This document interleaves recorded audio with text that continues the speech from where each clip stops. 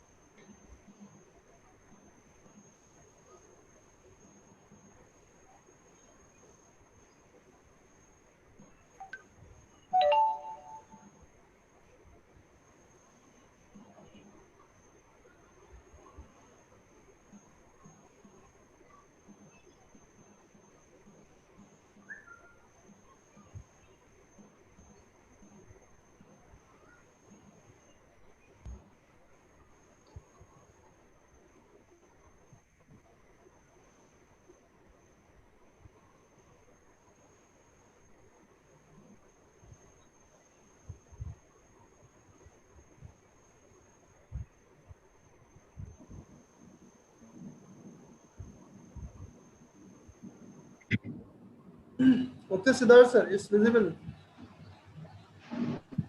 Hello. Hello. Hello. Good morning, please. Hello. Good afternoon, sir. Good afternoon, please. Good afternoon, sir. Very We good welcome afternoon. you, sir. So we'll start shortly as soon as our Vice Chancellor arrives. Sorry, Sir, please, once again. Sir, good afternoon. Hello. Sir, good afternoon. Good afternoon. Dr. Dr. Arti Tripathi, Professor. sir. Thank you, Professor Tripathi. Thank So, you. at present, I'm seeing only the photographs, but not your faces. Sir, Is you it can okay? you can see my Okay. face. I'm Now. seeing the photograph, not the face. On the side, I'm seeing. Sir, video is Hello. off from our side. Sir, video off is our from our side. Video on नहीं है अभी हम Should लोग I के ना. start my video? Yes, sir. You can do that. Yes, sir. So you're Okay. visible. You're visible, sir. But you people are not visible. Yes. So many of us have not switched on our video. Anyway, I think there is no problem. I'm seeing the photographs of mine, other people, and the Honorable Vice Chancellor. Is it okay on the screen? Yes, sir. Yes, sir. Okay, Yes, okay. sir. Yes, sir. Yes, sir. And sir, we welcome you at TMU, sir. Thank you. Thank you. ये सब आपकी मेहरबानी है, हमारे बच्चों की और हमारे चेलों की. नहीं, sir. So We will kind. wait. Okay. So kind. Okay.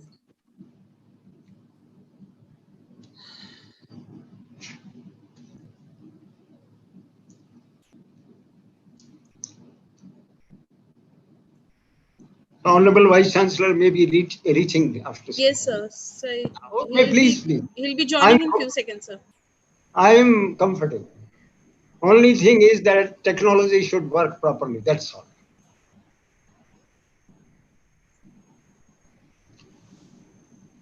Sir, good afternoon to you all. Hello, good morning. Hello. Good afternoon, sir. Good morning, please. Morning, sir.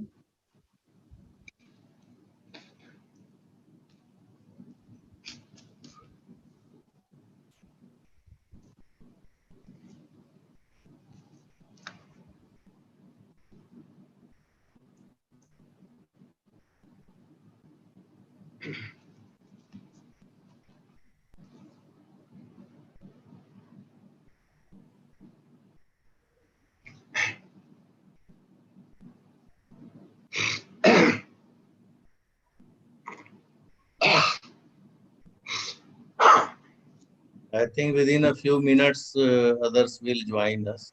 No problem, please. Sir, good afternoon to all of you.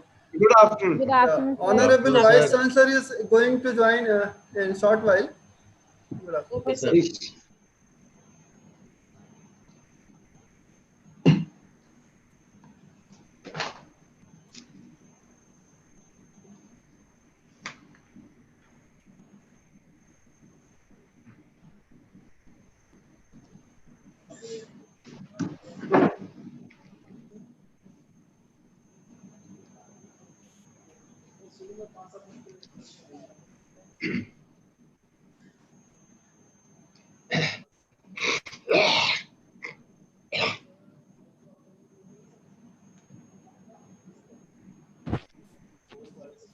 Hello.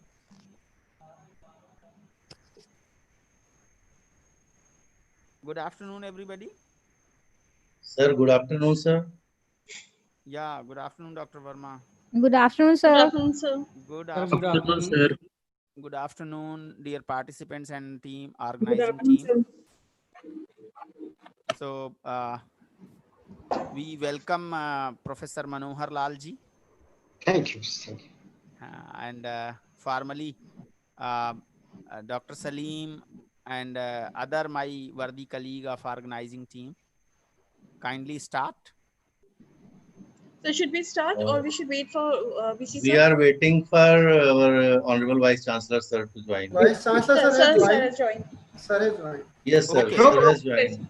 So Yes. please, Yes. please Let us start. start. Please start. Okay, Ma'am, sir. please, you start. Okay, sir. A very good afternoon, everyone.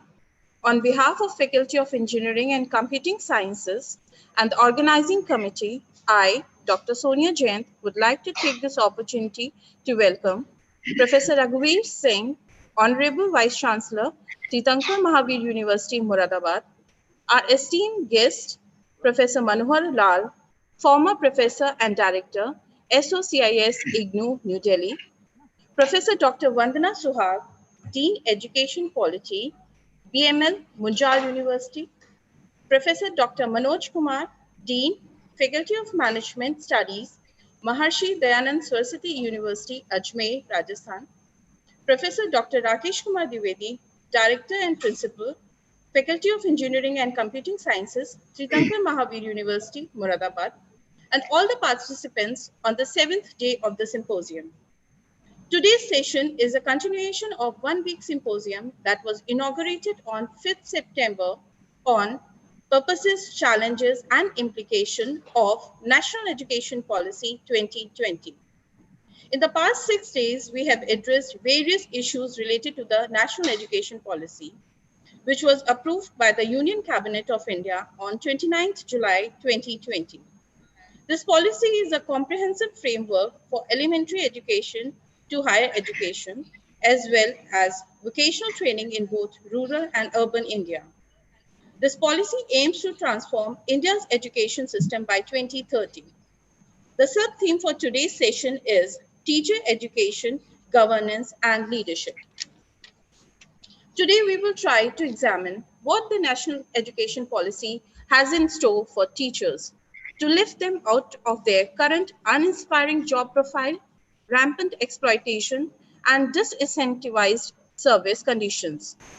The NEP 2020 acknowledges the reality of unmotivated and dispirited Indian teacher and proposes to completely overhaul the teaching profession to create a robust, merit-based structure of tenure, salary, and promotion that incentivizes and recognizes outstanding teachers.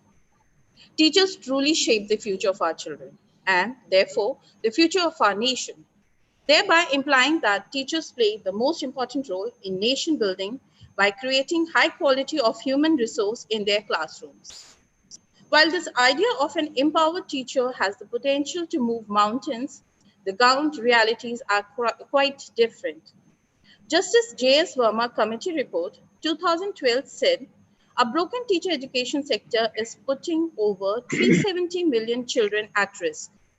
Upon inspection, scores of private teacher education institutes were found to have only a foundation stone in the name of infrastructure and 99% passing rate.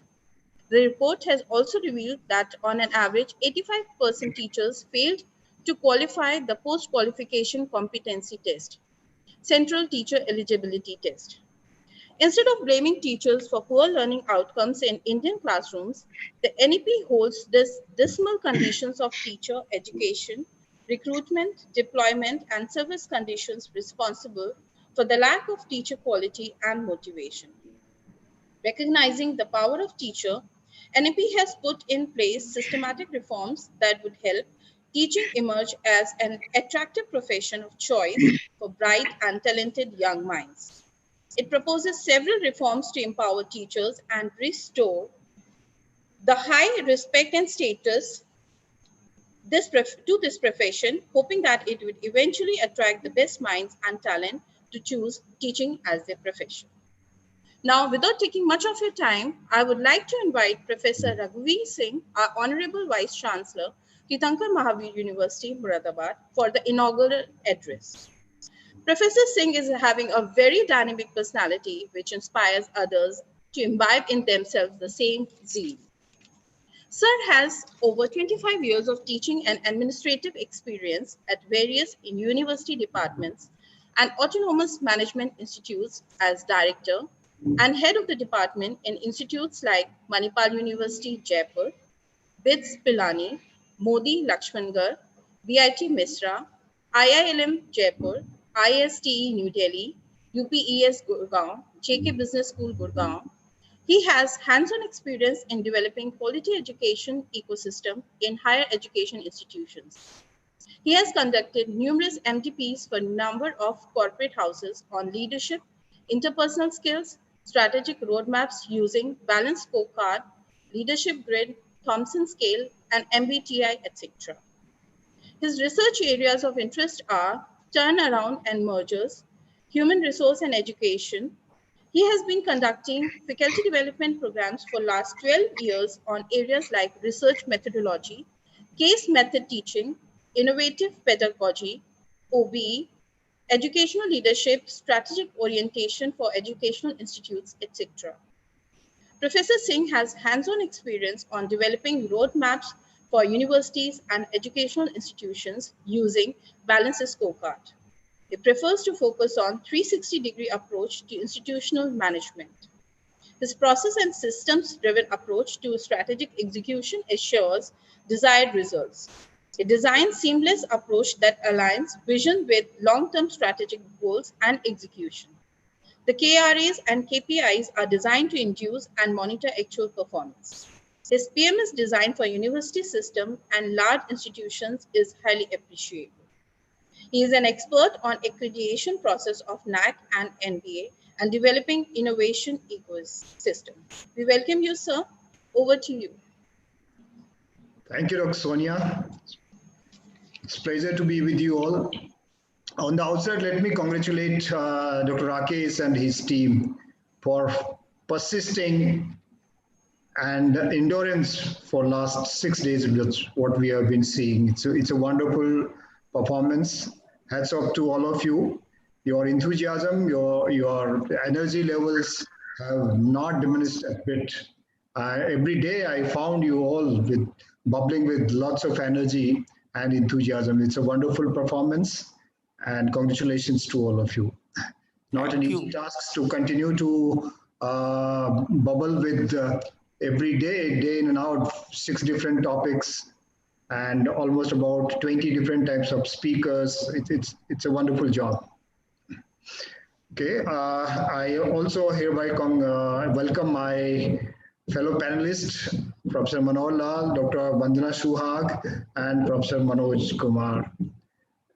I would leave most of things to them to discuss. I will just touch upon superficially. Let me start with first teacher education. Teacher. In my mind, one profession that has suffered most in last 50 years is a teacher's profession. Why it has suffered so much? I don't find any external reasons. These are all internal reasons. The loss of reputation, the loss of value, and the loss of honor is our own undoing. Because we have not been able to maintain the integrity, ownership, and accountability to our responsibilities. Because whatever was given to us, whatever our job was, whatever our roles and responsibilities were, we never took ownership that. We never maintained our integrity, and we were accountable to none. Now, in this kind of a situation, if it persists for long, You can imagine the results. One of the finest thing a teacher has is integrity. And we have given away that integrity for peanuts. And that was the only thing with us, in fact. And ownership of knowledge, ownership of transformation of students, we actually gave up. And that's how it suffered. I'm reminded of one of the inquiry, I won't call it inquiry, the commission report of Dr. J.S. Verma way back in 2012. He says that teacher education is at nadir and it's a worst affected in our country. Degrees are sold for a price. I won't say that teachers are alone responsible for it, but teachers were definitely part of it. Therefore, we made a mockery of this particular education. Probably teacher education, if you look at beyond our country borders, is one of the most rigorous, because that lays the foundation for what would come into the future. Whether it relates to curriculum design, choosing pedagogical aspects, developing your evaluation mechanism, and your integrity, your confidence, and whatnot, everything is actually, one is prepared there. It's like a primary school for a child. And that's most neglected. However, in NEP 2020, there are certain changes which have been brought about. I don't want to list it out. I'll let the experts deal with it. And we hope that it improves drastically. However, there is no word called teacher education for higher education teachers. In case of higher education, a postgraduate or a doctorate is pushed to the classroom on the day one and without any preparation. He or she has no idea how education is delivered. So he or she, by default, falls back on the ways he or she was taught and starts using the same. So it's so unfortunate to see that my grandfather was taught in some way, my father in the same way, me too in the same way, and my son also the same way. My grandchildren, I don't know how would they be taught. Hope it changes over a period of time. Nothing has changed almost for about a century or so. Yeah, some changes here and there is not a change. Some people might claim we have a technology, that's fair enough, technology has its own role. But the way education is taking place today is not changed a bit. We all still are content focused and marks driven. And that's the fundamental. How do you deliver content is not a subject matter of pride. Nothing to take away from it and nothing to give to it. However, NEP does emphasize on continued professional development of higher education teachers. Everything will boil down to what is the financial assistance available to the teachers in the coming years. That's it. If the government does not spend on this aspect, it will be just a lip service or a content in this document. So there needs to be a wholesome change in approach to higher education teachers' education. Unless that is done, I don't think much will change. There would be some efforts here and there, like we have put in a lot of efforts. So like us, there will be individual efforts by the institution, but nothing would be institutionalized unless it is funded by the government. And there has to be massive funding by the government. If that doesn't happen, then it will continue to be the same way. I'll discuss now more on governance and leadership. Governance and leadership, this is of my interest, as well as for any institution, it is a most important aspect. So let's first look at what is governance, and then subsequently also look at leadership. Governance is basically an accountability of an individual to the authority. In any higher education institution, the authority is Board of Governors. And then you have a leadership in an institution. That is, if you talk in terms of business organization, you will have a CEO and you have a chairman and the organization. So three important organs. And these three organs are independent. So there are independent persons, organization is an independent, chairman is an independent, and the CEO is an independent.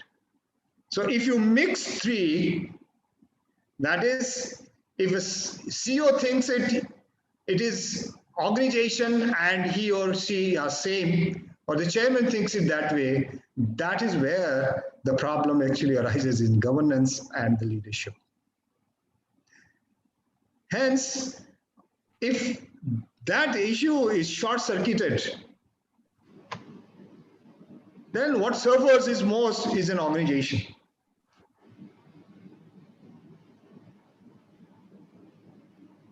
The governance separates ownership and leadership.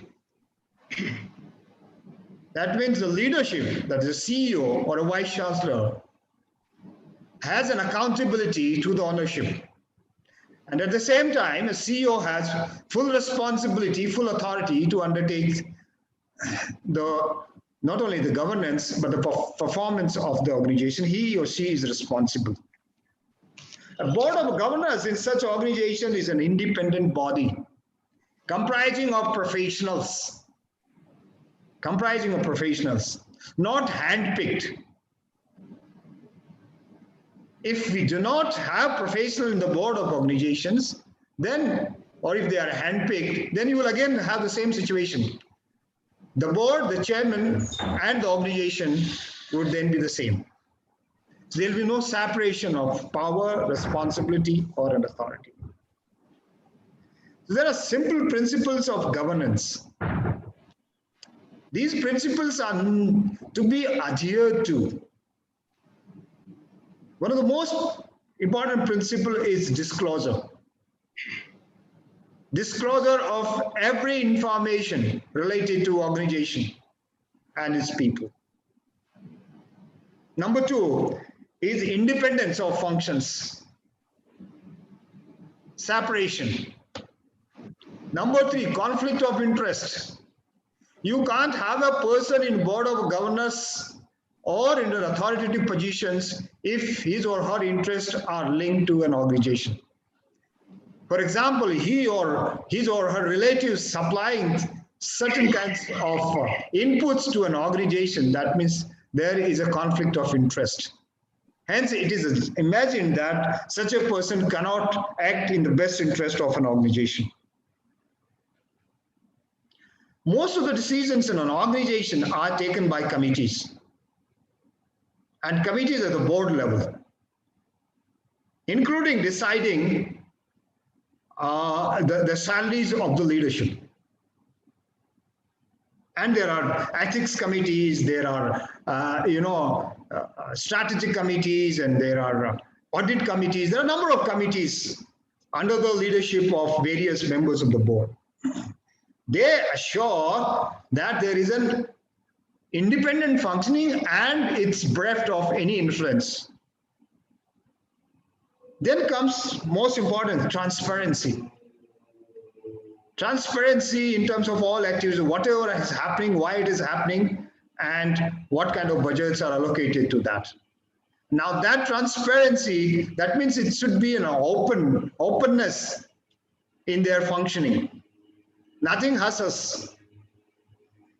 Then the rule of law should actually persist in an organization.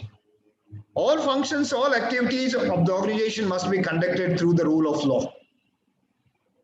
Not on an ad hoc basis, not on whims and fancies of anybody. And there need to be equity and inclusiveness for a good governance. And finally, I say there has to be decentralization of power. These are some of those, important principles of good governance. And NEP is, insisting on it. There got to be a good governance. And when it talks about a good governance, it's very, very high emphasis being put on probity of finance. How well the financial matters are handled in organizations. A great emphasis is being laid on that particular aspect. And since for any organization to be considered professional or for its long life and entering into the phase of excellence and innovation, the governance has to be of a very high standard. Then comes the leadership. The next important aspect in any organization is the leadership. What's the role of a leader if you look at? Broadly, if you look at a leader's role, is not to enter into the operationalization of an organization. He or she should desist entering into operational matters, operational issues. Every one of us has a tendency to enter into operations because that's the easiest thing to do. But at the same time, one cannot shield himself from operations. So one has to have ways and means to get hold of what's going on in the organization. So you could have your own monitoring and reporting system whereby you get to know on a regular basis what's happening in the organization. So his major role as a leader is on providing strategic direction and assuring that that direction happens. Whatever strategic direction is given by the leader, that happens. That is the most important role. That means assuring what he thinks of the future of the organization, and he or she achieves that. And lays roadmaps for the organization and have an action plan prepared for the organization. So that is very, very clear to all of us that leaders' role is visioning about the organization. That is having a shared vision. When I say shared vision, it means he or she takes along the whole team with him or her. That means what he or she thinks about the future of the organization, everyone else in the organization buys it. Or let's put it, he or she is able to sell it. Unless the team buys it, I doubt it can ever be achieved. Next important role in my mind to any leader is creating an enabling and high performance culture. I think that's the toughest task any leader could have. When you say culture, in simple terms, culture means what people in fact talks in generally behind the back of a leader. What do the people talk about the organization and its functioning informally? What kind of issues and activities are discussed by the people in organization? That will talk about culture and how things are dealt with. Whether, for example, is the HR more interested in and out time, or he or she is more interested in the welfare and facilitating the people in organization or the development of the organization. So by that actions, that means what kind of a culture persists in organization can be determined. What does organization do? What are the actions of the organization rather than what it speaks and what is available in the literature? No, that's not a culture of an organization. Culture can be gauged by people behavior, by activities, actions which the organization initiates. That is how it. The third important role for a leader is enhancing visibility of the organization. Now, when we talk about our university, visibility to the all stakeholders. That means, does the communication reach to them? Is it that they come across various events, activities, functions happening in the organization, achievements of the organization, press briefings of the organization, mentions of the organization, awards won by the organization. So there are a lot of things which can enhance visibility of the organization, or above all, community connect by the university. How much are we involved in the community? That's how the visibility of an organization, in fact, increases. And then, most important about its functioning, whether the functioning of the organization is open, transparent, and responsiveness to the stakeholders. Now, what does the leader do about making functioning transparent? How responsive they are to their stakeholders. Stakeholders, when you see, our most important stakeholder is our student. So are we beneficiary centric? That means, does our decisions, actions, always taken based upon keeping the students in the center and the faculty in the center, the people in the center? So these two most important stakeholders for any business organization or a university are, for us, students, for a business organization, customers, for us, the faculty and the staff, and for them, the workers and leaders out there.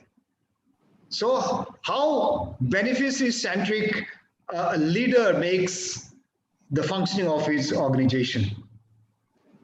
And then, he has a talented team and a happy team? If not, then what does he do to develop a talented and happy team? What kind of rules and regulations, although we call it a prescriptive and restrictive and stifling rules and regulations, do they still exist in organization? Or the rules and regulations are flexible enough to support and help the employees whenever they need? So that's another important aspect too. Another one, which is most important, as I mentioned earlier, what kind of systems, processes does he or she establishes for creating that happiness index? Happiness in the staff and faculty, and happiness or satisfaction among the students. Now, this is what I believe is the role of a leader. Yeah, as a leader, there is a tendency to focus in one of the things or two of the things. But when you talk about a 360-degree approach to any organization management or leading in an organization, one has to have all these factors in mind. Otherwise, it will be skewed one. Otherwise, leaders have a tendency to fall into the trap of doing things which is liked most by the chairman or board of governors, whoever it is in the top. So that trap is not good for the long-term survival of the organization. Long-term survival. Any organization, whether business or a university, specialist university, not created for a short time. They created for hundreds of years. So you don't achieve excellence in a decade or two. So we have a tendency to compare ourselves with the best of the world, but we forget, those institutions have become best in the world, having spent century or more. So, any specially educational institutions have a tendency to develop organically. And this a leader should not forget. The organic development of university is paramount. You might hash in some aspect of it through your actions, but never forget the organic growth and development of a university. Now, when I say all these are the roles and responsibilities, strategic and operational and human, how does he do what he requires to do that? Three most important skills which a leader should have. Any leader, whether irrespective of whatever level he or she is. The first one is technical skills. The second one is human skills. And third one is conceptual skills. Now, depending upon the level at which you are, the amount of skills varies according to the level of a leader. So if you are a top leader, you need to have highest conceptual skills and least technical skills, because you are not a frontline worker where you would have to perform a task. It's like I must say, a general and a soldier in an army. A general need not to know how to fire guns, but a general should know what kind of weapons he or she would require. Rather, he nowadays, she is not yet reached to that level. Okay, what kind of weapons he would need? Who are his enemies? What are the strengths and weaknesses of the enemies? How is the global environment? Who are friends and enemies around? Who would help whom? Where should he source those weapons? And what kind of weapons he or she should employ? And how he should prepare his people to fight? And how should he take care of them, about especially their motivation and morale? Now, that's the role of the leader. So he or she should not to have technical skills. What she should have is conceptual skills. That is able to conceptualize the whole organization and the environment around which organization exists and is functioning would be.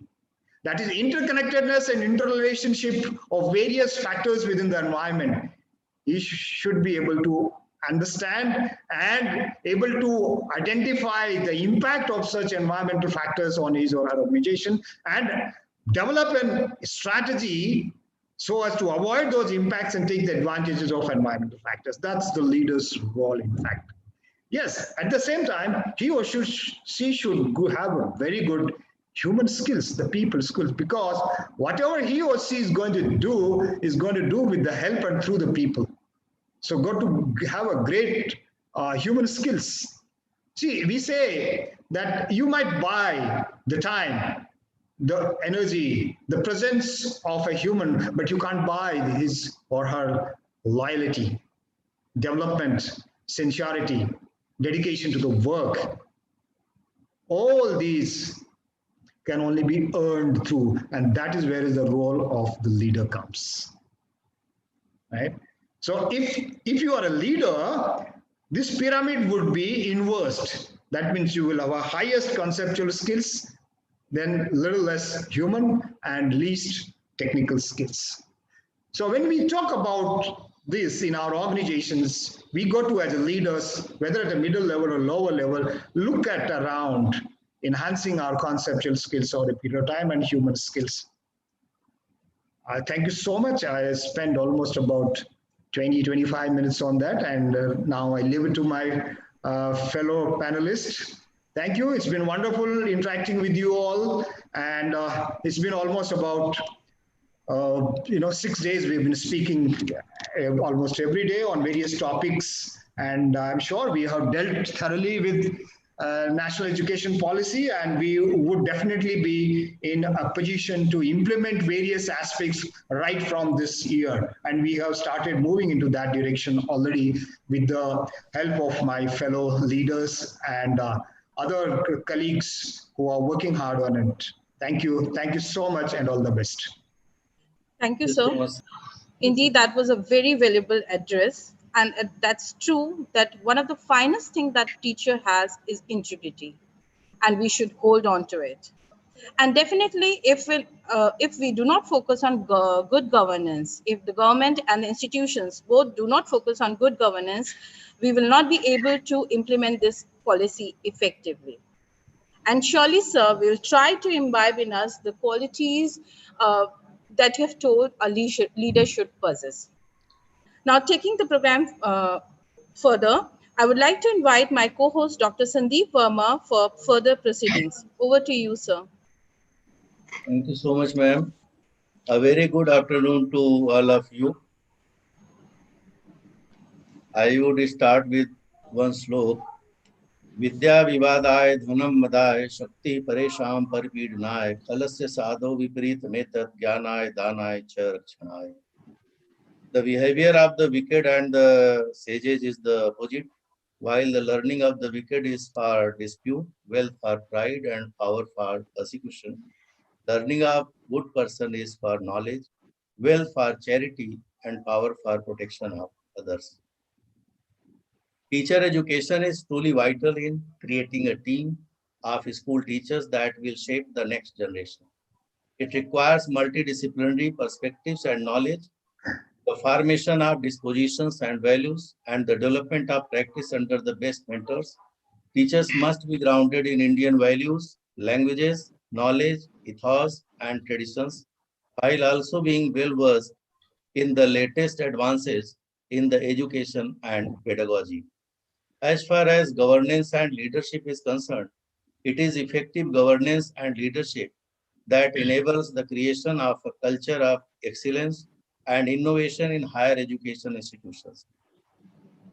The common feature of all world-class institutions globally has indeed been the existence of strong self-governance and outstanding merit-based appointments of institutional leaders, which has truly enabled and nurtured such a culture.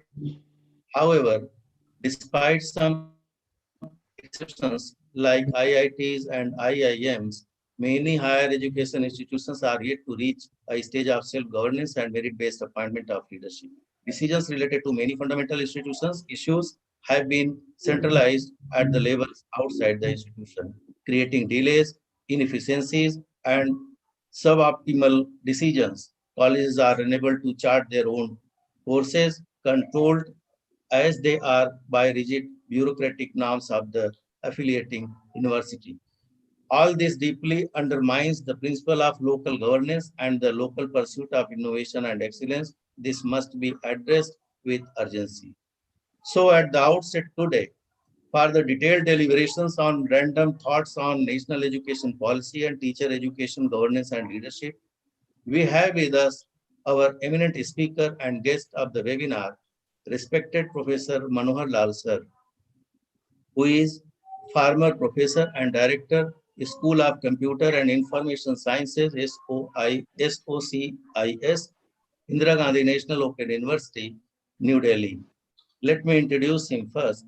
Professor Dr. Manohar Lal sir has teaching and research experience of more than 48 years, having taught at various universities, including University of Delhi, JNU, and South Asian University from January 2000 to January 2012. He was Director, School of Computer Information Sciences, Indira Gandhi National Open University, New Delhi.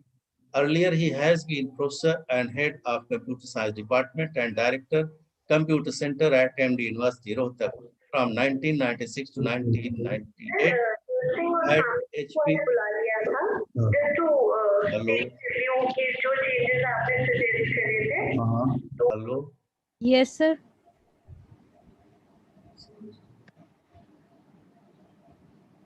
From 1996 to 1998 and at HP University Shimla from 1993 to 1996. Professor Manohar Lal is a product of IIT Kanpur, IIT Delhi and University of Delhi.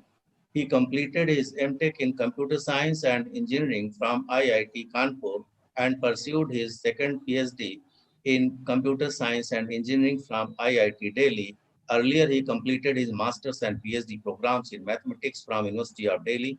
During 1982 to 83, he visited North Carolina State University for postdoctoral work. He has delivered more than 600 hours of lectures through educational channels, including EduSat and Gyan Darshan of TV and Gyan Vani of radio. Professor Lal has long research experience. Earlier, he worked in the area of error correcting codes, a branch of data communications.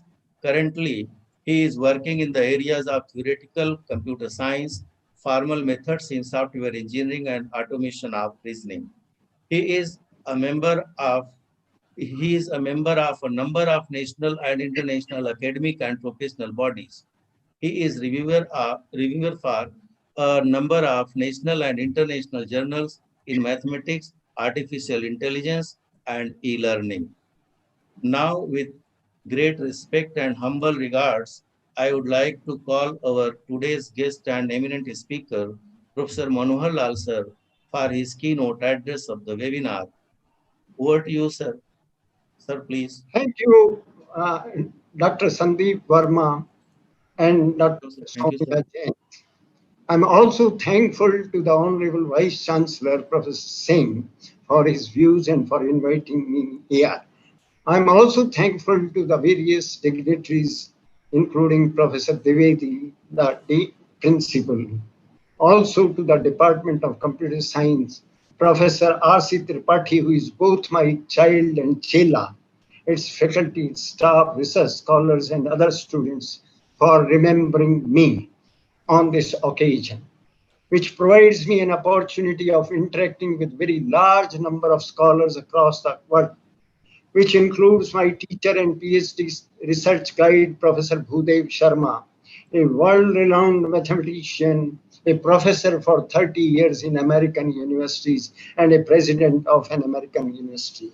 Whatever I know in higher mathematics, in computer science, and in academics in general, I learned at his feet.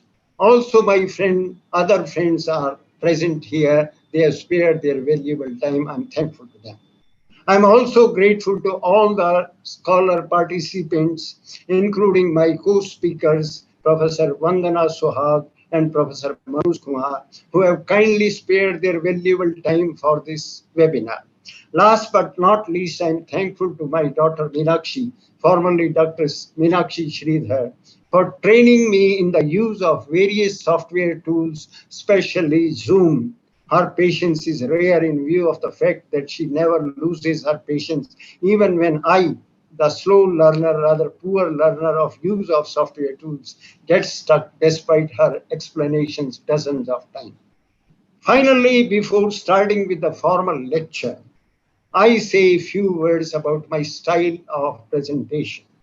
Despite wonderful advancements in virtual meeting technologies like Zoom, the facility of eye-to-eye contact and visibility of the gestures and emotions on the faces of the speaker and other participants, the facility which is avoidable in conventional and physical meetings, is yet to be fully achieved in the case of speaker using slides in the virtual meetings. Therefore, I have incorporated most of my ideas in writing in the slides, requiring little explanation. Dear friends, various aspects of NEP have been discussed by my predecessors, including the Honorable Vice Chancellor, Professor Singh, in this conference. This talk is focused on the issue of content. Friends, I am going to be talking on a very, very restricted issue. And the issue is the issue of continuous onslaught of technology or machine on human jobs, leading to the fear that in the very near future, possibly the whole humanity may be displaced by machines. In view of the fact, in this talk, we'll discuss issues about how curricula be designed, what sort of skills be emphasized, what topics be included at various levels of educational training system so that human beings remain relevant in the job market, remain competitive vis-a-vis the machine. With this brief overview, let us go to the rest of the talk through the PPTs. So friends, now I am uploading my PPTs for further Somebody sharing. Siddharth So, sir, please remove. Stop the sharing. hello. Yes, sir. We are doing. Should I Yes, sir. Yes, sir. We are doing this. share कर Stop. लूं? Yeah. यहाँ Just तो wait. Yes, it's okay, sir. okay, you Now cannot it is share. visible, sir. Sir, your site is visible. So okay, Hello. sir. You. Sir your तुम्हारा PPT visible sir आपकी PPT share. दिख रही है हमें हाँ, sir we can sir हमें आपकी PPT दिख रही है okay, then the problem is solved. Thank you. Yes Friends, the title of the talk is Random Thoughts on NEP and Teacher Education, Governance and Leadership. The topics to be discussed include some of the innumerable beneficial impacts of machine on quality of human life. Second, banish rote learning. Third is statistical literacy thinking along with 3 R's are essentially required for teacher training and school education. Next, technology's potential to disrupt human economy and approach to design curricula to meet the challenges. Under this, which is a major part of my talk, under this we discuss various related issues. Enumerated the jobs from which human beings are replaced, nature of such jobs, profiles of skills required for these, relative strengths and weaknesses of man versus machine, suggestions for curricular design for higher education, teacher education, and school education. Friends, first of all, we briefly discussed how technology or machine has beneficially impacted human beings. The discussion is necessitated in the view of the fact that in the rest of the talk, we'll be discussing machine versus human as rivals. The machine which is displacing human beings from job market at a frightening speed. Lest the rest of the lecture give the impression that the machine is only harmful, I have included this part about the beneficial uses of the machine. Friends, all of us know the current technologies provide these facilities. Mobile phones providing anytime, anywhere connectivity, and hence reducing the requirement for physical movements. Availability of knowledge, money, ticket reservations, etc. at the click of button through internet, World Wide Web, credit cards. Medical expertise in respect of diagnosis, treatment, and even telemedicine, telesurgery, reducing thereby requirements of experts' availability at every place to the increasing life expectancy and quality of life manifolds. Weather forecasting has become very reliable nowadays in respect of crops and others. Disaster management and disaster forecasting has also saved thousands of lives. So friends, these are some of the benefits which the modern technology has provided. Apart from that, earlier, those who did not have any access to educational facilities, now through the technology, many of the so-called disabled or differently challenged people are now getting those facilities almost at the same level as we, the other people, are getting. Third, you can see they are not visually challenged, but they are challenged otherwise. But the technology is providing them to live a dignified life and as good as anybody else, getting even educational opportunities. Friends, the last one of the education, the benefits of the technology, you know the great Stephen Hawking. He, for the last 40 or 50 years, was completely paralyzed. He was not able to even utter a word. However, the technology provided him to speak out in a different way. And he, during this period, published number of very well-known, all-time bestsellers like The Time.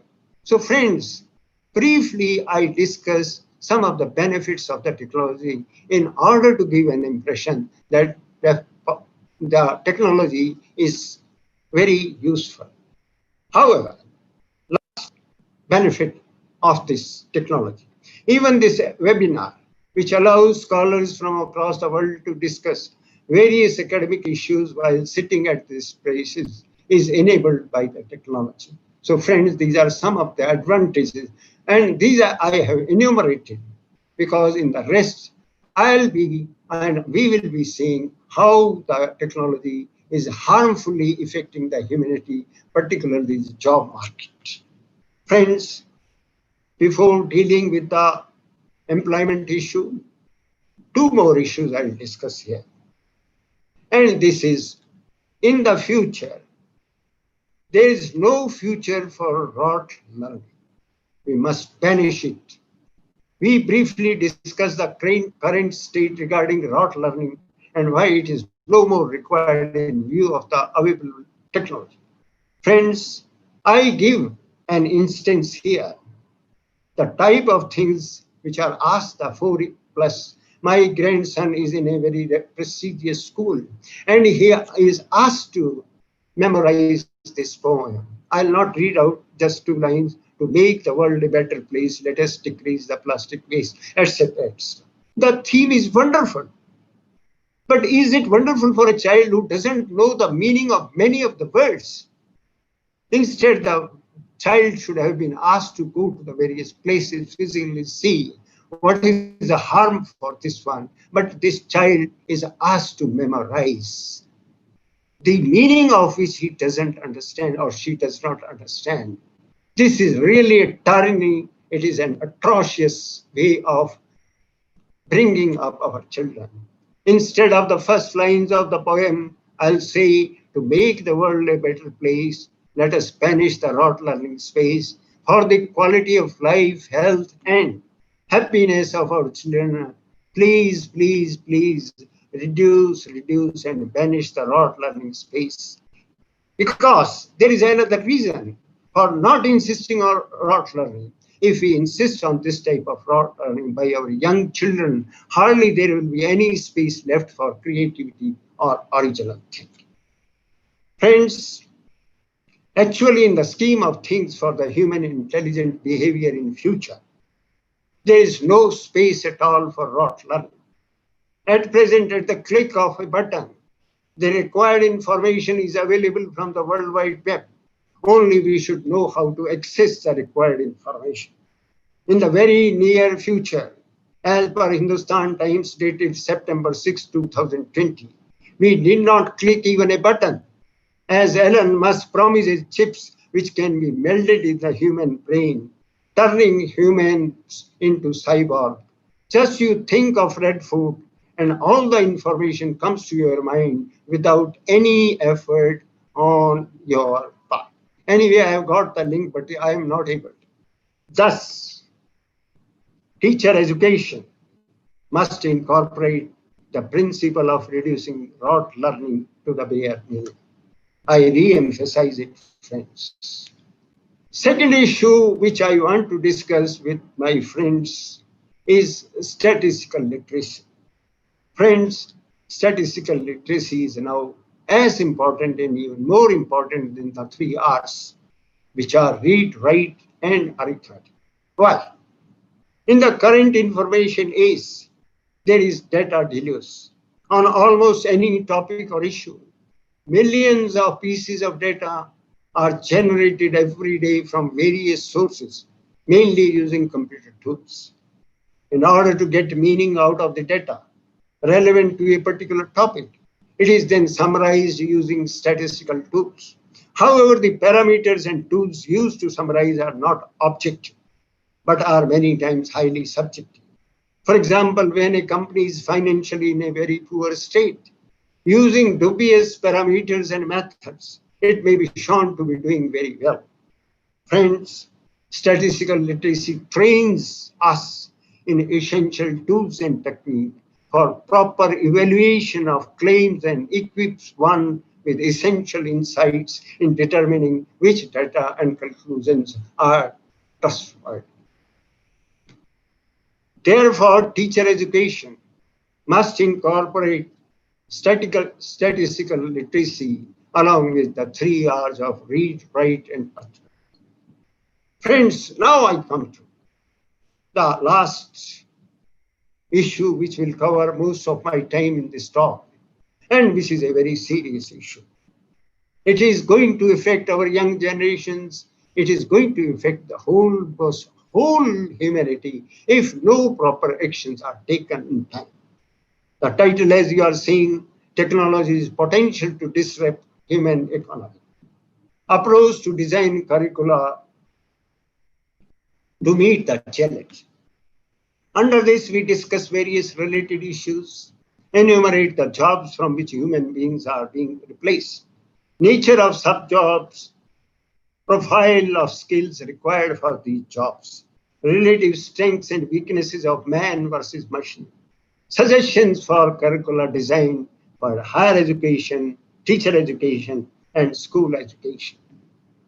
France, the visionaries see the harmful effects of something in the future. In 1863, Samuel Butler, in his book Darwin Among the Machines, wrote, "The upshot is simply a question of time, but that the time will come when the machines will hold the real supremacy over the world and its inhabitants is what no person of a truly philosophical mind can for a moment question." Similar such books are also written by Foster, who is very famous for Passage to India. They also written almost similar things about 1900. Now I come first of all, I enumerate what type of jobs are going gradually. We already hear and we already see also in some countries driverless cars. This means the human drivers will become useless in future. Spy cameras and robots, opening doors, machines in general provide artificial eyes, ears, hands, and feet. No human security guards are required. In China, cobots, machines that can work in factories safely, alongside the human beings, no more factory workers are required. So far, these are the blue-collar jobs. However, big data, algorithm, machine learning, deep learning systems are replacing white-collar jobs by thousands to be millions soon. The computer at Memorial Sloan Kettering Hospital, New York, named Watson, is recalibrating to act as oncology advisor. Watson-like systems are being designed and developed to work as legal advisors and financial advisors, as well as education counselors. All sorts of activities requiring higher order human cognitive skills and capabilities. All these systems work much more efficiently, tirelessly, and without creating human-like problems, and much more cheap. In such a scenario, will the educational institutions for higher learning, teachers' education, and school education remain only for teaching social skills and intellectual pursuits and producing millions of unemployed? The existing models of higher education are inadequate to meet the challenge of seismic shifts, rattling the foundations of global economy. Remedial measures next I discuss. Does this mean we should sit idle, do nothing, and let the nature take control of our destiny? No.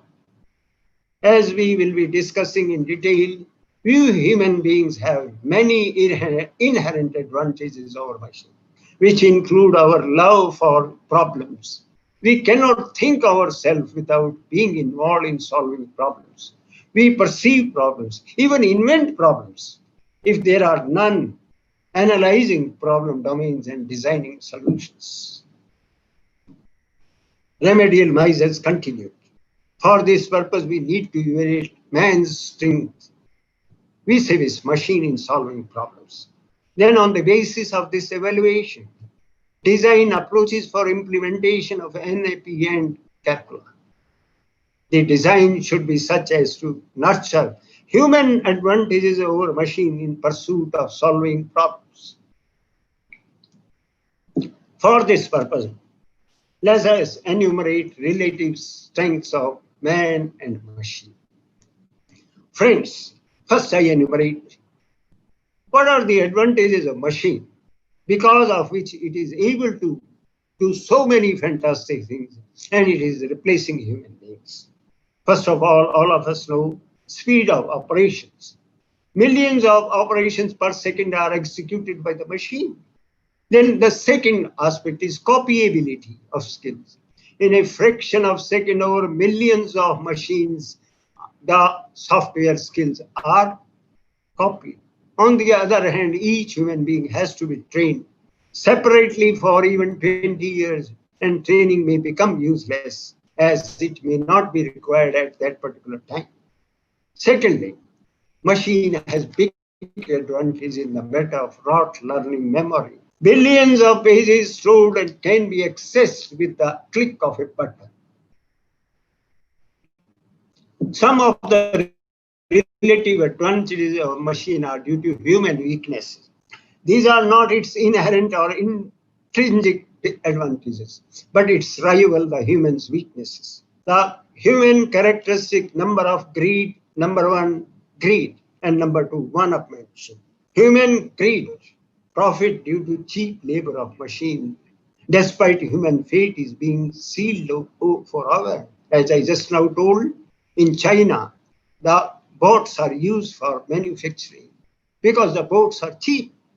But it has the repercussion that a human being who needs to money for bringing up his family and other things will be laid off. But we will go for the cheaper rubber instead of the human being. This is human greed or cheaper labor provided by the machine. Friends, the potential, everybody knows Elon Musk, who is now very famous for launching space taxis, and Bill Gates. They are saying, at least for the last 10 years, that the march of AI must be checked. Since at least 2010, these three great men are informing about the crusade against potentially dead AI. All human roles being usurped by machine. Young people, after having trained for 20 years, are jobless, as machine can perform better, making man subservient to the. Is it possible that can we have a non-AI treaty, like a treaty for nuclear weapons? But friends, I feel no, because cheap labor, our greed will not allow it to happen.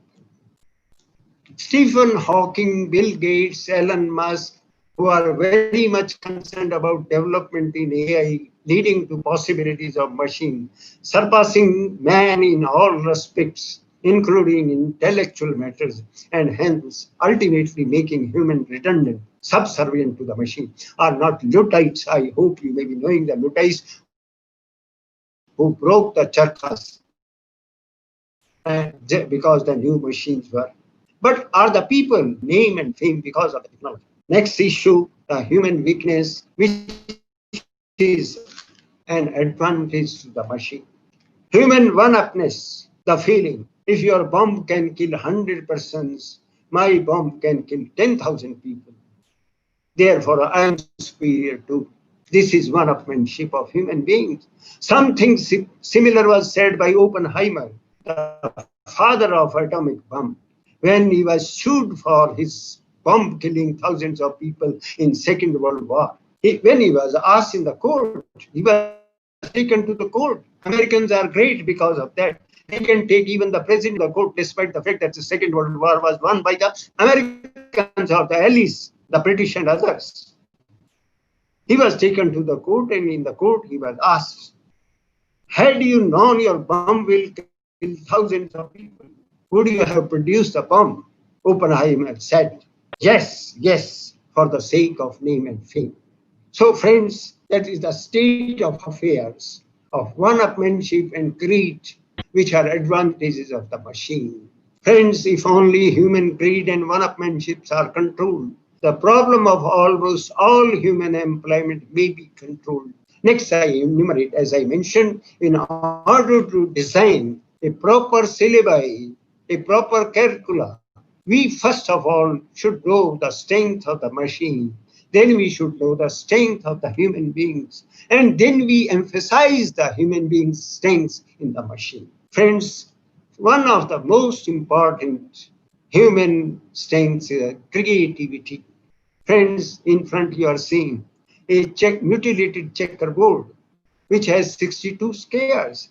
And we have a domino, that is, it is joined to squares of cardboard. And we have 31 of these.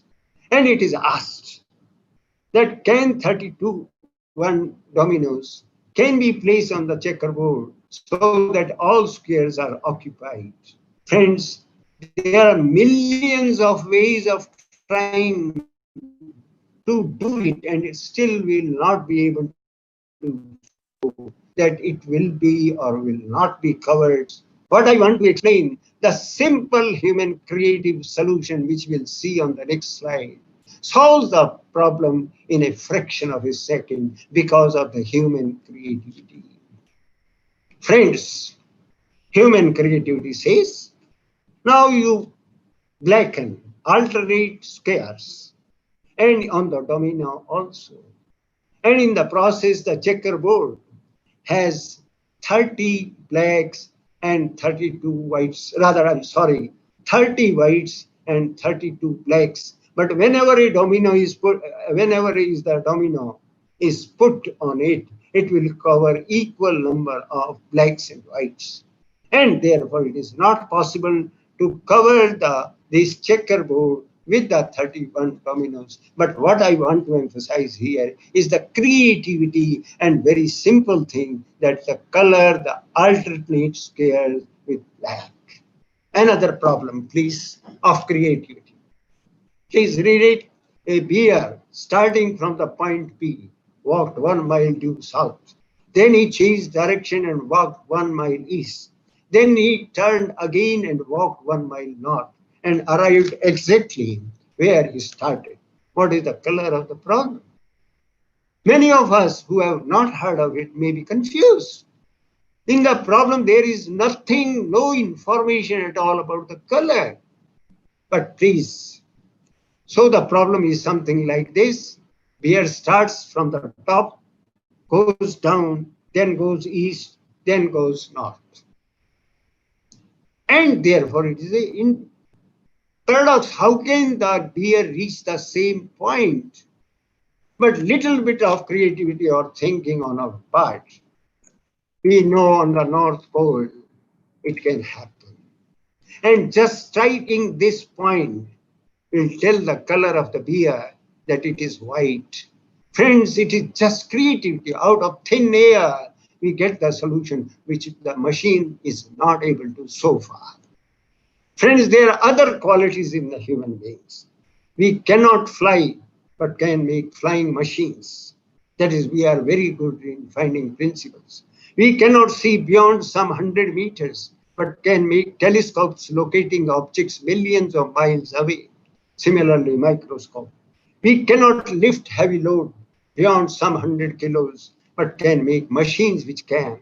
Can't move too fast, but can build vehicles. We are good at finding principles, embed them into appropriate material to get a machine that can fly, lift heavy loads.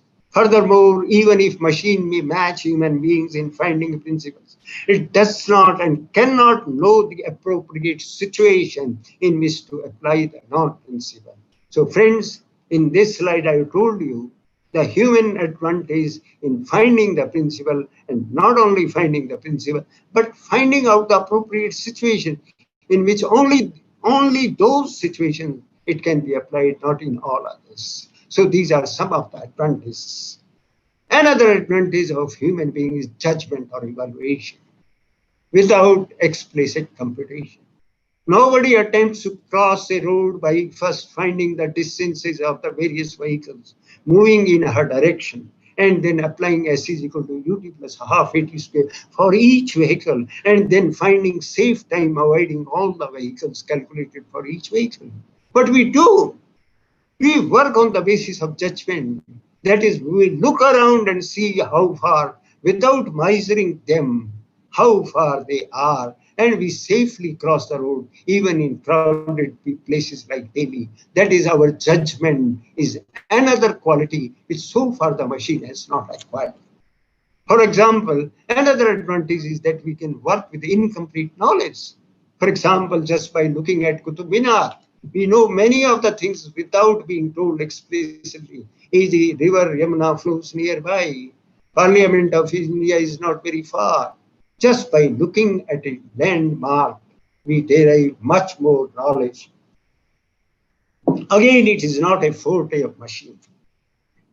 Other natural human advantages are socialization. We help each other. Human aspect and empathy, the desire for sharing. You know, friends, Tim Berners-Lee, who is the father of World Wide Web, he could have become the richest man in the world, but his first condition was that the World Wide Web must be available to each person without any cost. He never patented it. Similarly, you know, Jimmy Wales, the father of Wikipedia, most of the information comes free of cost. And I hope you may be knowing of Prem Ajinji, the industrialist in India of Wipro. He has donated 70% of his own property for the welfare of humanity, for the education and others. Quest for perceiving and confronting problems. This is another. We are curious to find new problems. I don't know whether you know or not. Fifth postulate problem. For 2000 years, people pursued it and ultimately got a solution. But there was no advantage at all in knowing whether the fifth postulate problem is solvable or not. It is the zeal for perfection, unconscious capabilities, common sense, judgment. Friends, these are our advantages which we must incorporate in our curricula so that we surpass the machine. Other relative human advantages are due to difficulty of getting machine solution. As in the case of machines, machine had some advantages because human beings have weakness of greed and one-upmanship. Similarly, the machines are also having some disadvantages which become advantages for human. Software domain is very complex task. Making software is very complex. Software is inherently much more fragile as compared to the mechanical and electric devices. Eiffel Tower has 2.5 million nuts bolts. If even hundreds of nuts bolts are removed, there may be hardly any damage to the tower.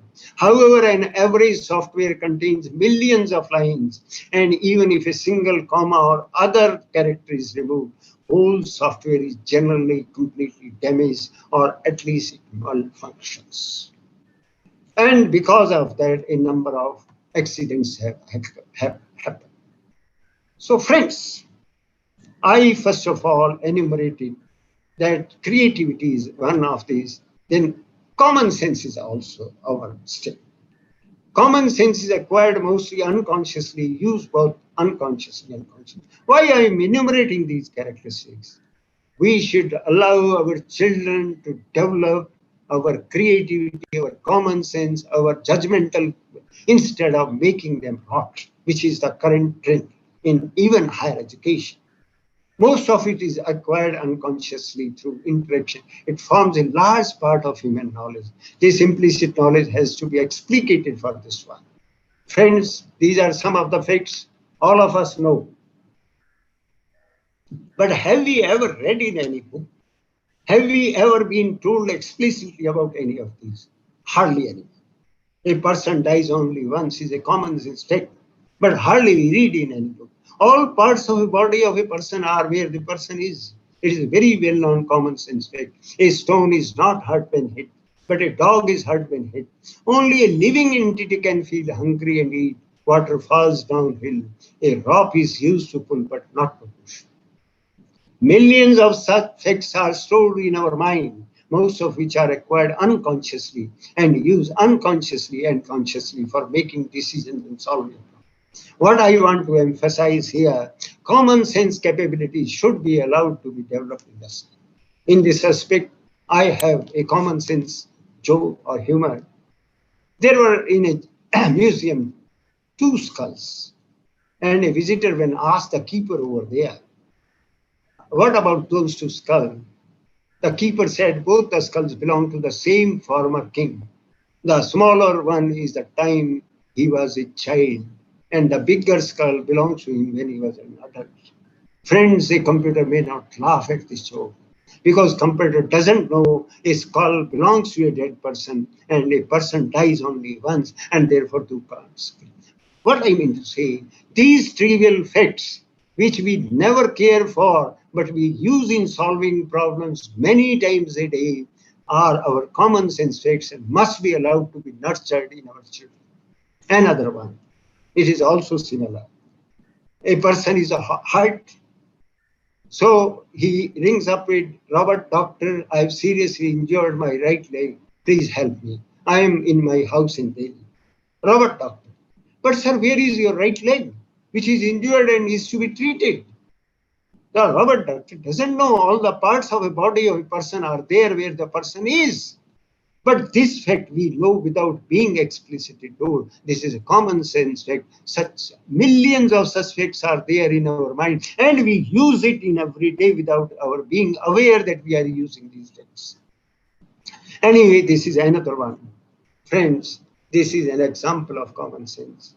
A robot may cut the branch on which it is sitting, but we human beings know that we should not cut the branch on which we are sitting. And nobody might have told us. This is a common sense fact. Friends, another area in which we are very better, much better than the machine is the visual understanding. Anyway, this is there. Our biggest asset is our unconscious knowledge. Friends, in this respect, I will tell you, our 80% or more than our 80% of our capabilities for solving problems and confronting the world are because of unconscious knowledge, which is embedded in our unconscious mind. And this asset is not acquired by the machine. The main reason for the difficulty of embedding these capabilities in machine is our own lack of perfect or proper understanding of underlying mechanisms. We ourselves don't know. And a machine, we can embed a capability if we understand the mechanisms behind that capability. And this is why we are saved. That because we don't understand many of the things ourselves, but for example, we don't know how a poem is composed by a poet. Even the poet can't explain how to get a novel research idea. The researcher may not explain. The idea he may explain, but the process by which the novel idea came cannot be explained.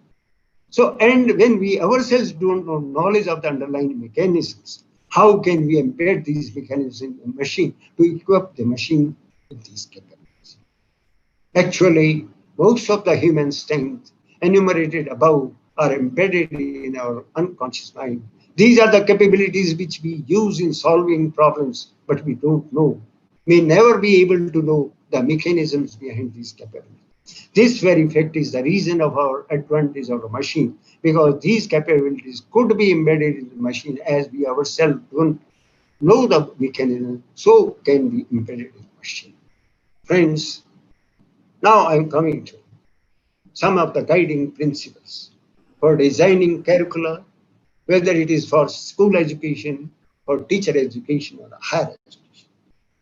Designing approaches and curricula for all levels of education, including higher education, teacher education, or school education, which allow to nurture and develop those skills and assets. I emphasize, which allow to nurture and develop those skills and assets, like creativity, judgment making, finding principle, using common sense, etc., which allows us to think independently and differently.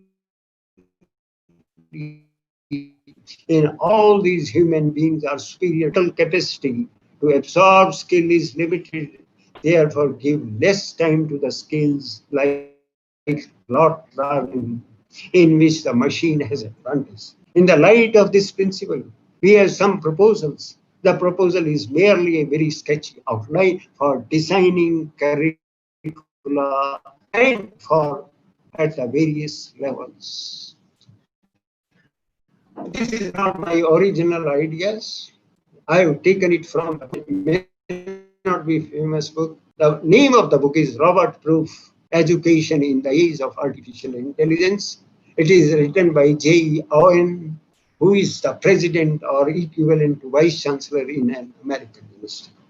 He says, our approach for developing curricula for all levels of education may be called humanics. And for the humanics is based on the humanics on one hand has data literacy, technology literacy, and human literacy over above the old literacies. We must know some of the old literacies also. Data literacy to read, analyze, and use these ever-rising tides of data and information. I've already talked. There is deluge of information. And unless we have data literacy, or earlier I've said statistical literacy, it is very important to find out the truth from the multitude of data or multitude of claims, false or true. Data literacy is very important even at the school level. Then the second is technological literacy. It gives them a grounding in coding and engineering principles, so they know how their machines tick. And lastly, in this respect, human literacy teaches them humanities, communication, and design, allowing them to function in human milieu. Friends, humanics has another side, which is not sort of teaching, it is sort of practicing. Second side of humanics is not a set of content areas, but rather a set of cognitive capabilities, which is expected to nurture appropriate environment for sort of free thinking. These are higher order mental skills, mindsets and ways of thinking about the world.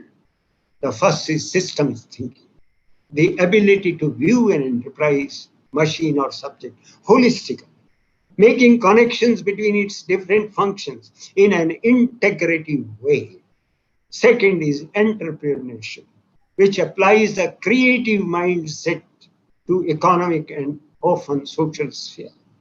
The third is cultural agility, which teaches students how to cooperate, how to operate deftly in varied global environments, and to see situations through different, even conflicting cultural lenses. The fourth capacity is that old chestnut of liberal arts program, that is critical thinking, which is very important at all levels of education, which instills the habit of disciplined, rational analysis and judgment. So friends, these are some of the ideas which I just wanted to share, that the job market is very grim and it is getting grimmer and grimmer day by day. And in order to tackle, we have to change the educational system. Of course, NEP gives us guidelines, but it is ultimately we, the teachers, the entrepreneurs who open the university and colleges, the planners and the teachers and others, who have to inculcate in the students this type of learnings and free them from rote learning. These are some of the references in this respect. And any questions, please? Thank you so much, sir. Thank you. Anyway, any question? And the participants, if you have any queries, any question, you can put in chat box. Please. And sir, one question from our organizing committee side. Do you feel that the current way we are educating children fully prepares them for the needs of the 21st century? Oh, well, please, I'm a bit hard of hearing. Please speak one word at a time. Yeah, please. Do you feel that the current way we are educating children fully prepares them for the needs of the 21st century?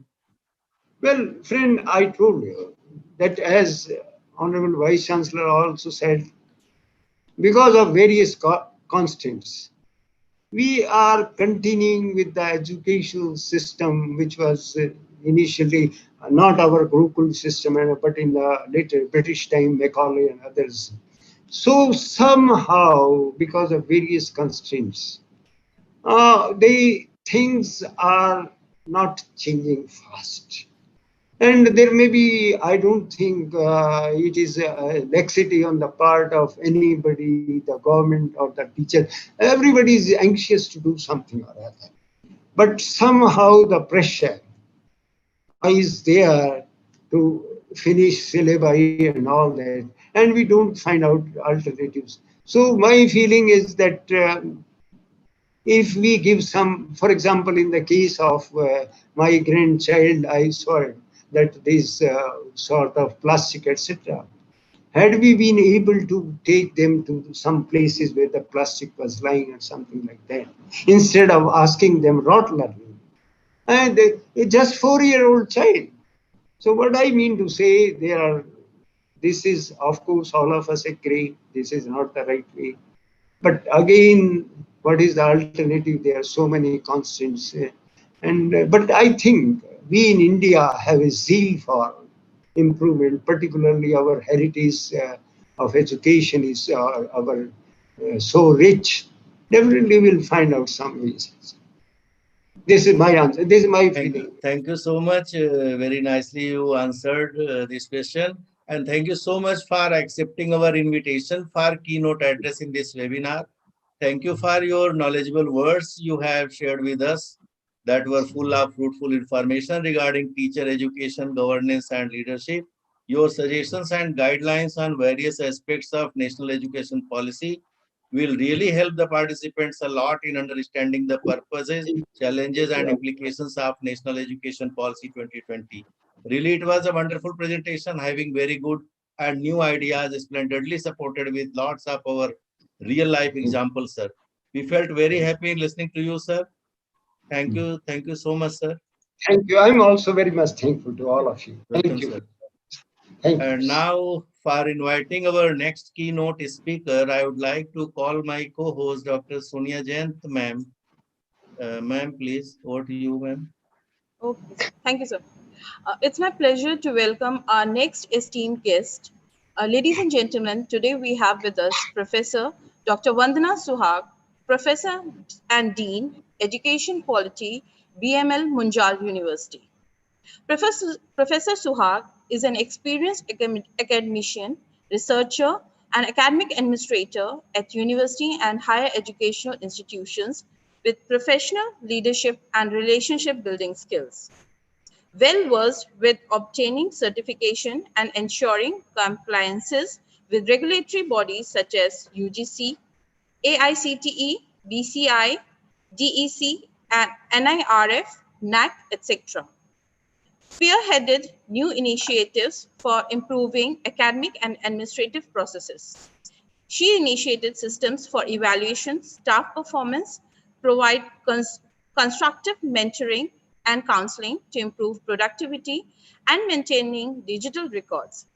She is efficient in addressing and resolving students' issues and legal matters, etc. Professor Suhag has 22 years of experience of teaching engineering, chemistry, applied chemistry, inorganic chemistry, environment chemistry, biochemistry, lab development at UG and PG levels, along with administrative duties as per administrative positions. She has served the Manipal Group of institutions in various capacities over the past 2 decades. Her area of research are impact of sewage water on soil health, accumulation of heavy metals in sewage, irrigated soil and plants by industry effluents, domestic waste, analysis of physico-chemical characteristics and metal content, soil analysis pertaining to effect of sewage irrigation on micronutrients and heavy metal buildup in soil and plants, vertical distribution of micronutrients and heavy metals, variation in chemical composition of sewage water in relation to contributing sources, effect of sewage irrigation on soil characteristics and plant quality. She has been conferred with various awards for her services, which includes Dr. B.R. Ambedkar National Award 2018 for outstanding contribution in promotion of social justice and Olympism through lifetime contribution in education. Vasishta Nari Samman on International Women's Day, March 8, 2018 by Manipal University, Jaipur. She has been honored with Principals and Teacher Award 2016 by Simply Jaipur in the year 2016. She has been awarded with Crop Research Award by Agriculture Research Information Center for the year 2004. She has also been awarded as Best Research Paper Award during International Conference on Nature, Farming and Ecological Balance held at Chaudhry Charan Singh University of Agriculture, Hisar, Haryana, 2001. She has received Honours Scroll during National Symposium on Nature Farming for Substantial Agriculture held at Dalmia Research and Healthcare Sansthan, Pilani, Rajasthan, 1996. We welcome you, ma'am, sir. We welcome you, ma'am. Over to you, please. Thank you, Dr. Sonia.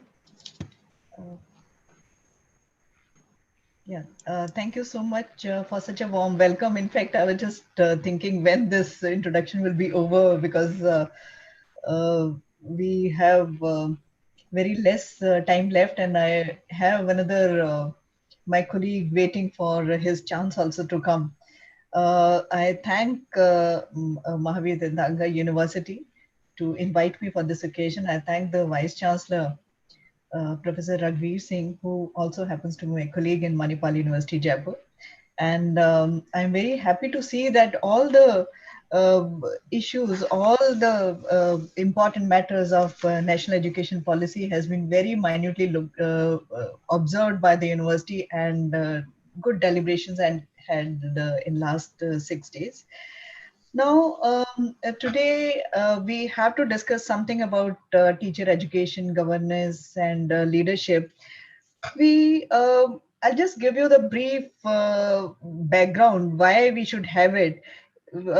India does not have any of its educational institutions in the top 100 global rankings by the yardstick. We all know it. The reasons for such absence can be many, but one of the major reasons is the research output. We say that it is a research output which is actually taking us towards the backseat. The basic rules for a university is generate, disseminate, and create new knowledge through fundamental research.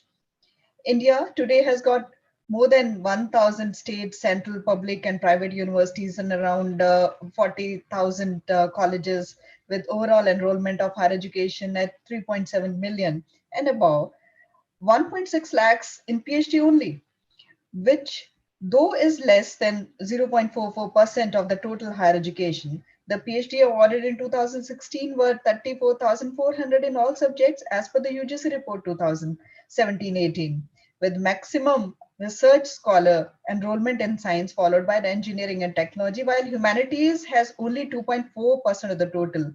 Even with 34,000 plus thesis submission, the nation's contribution to global ranking was 5th in 2017 in terms of the research output.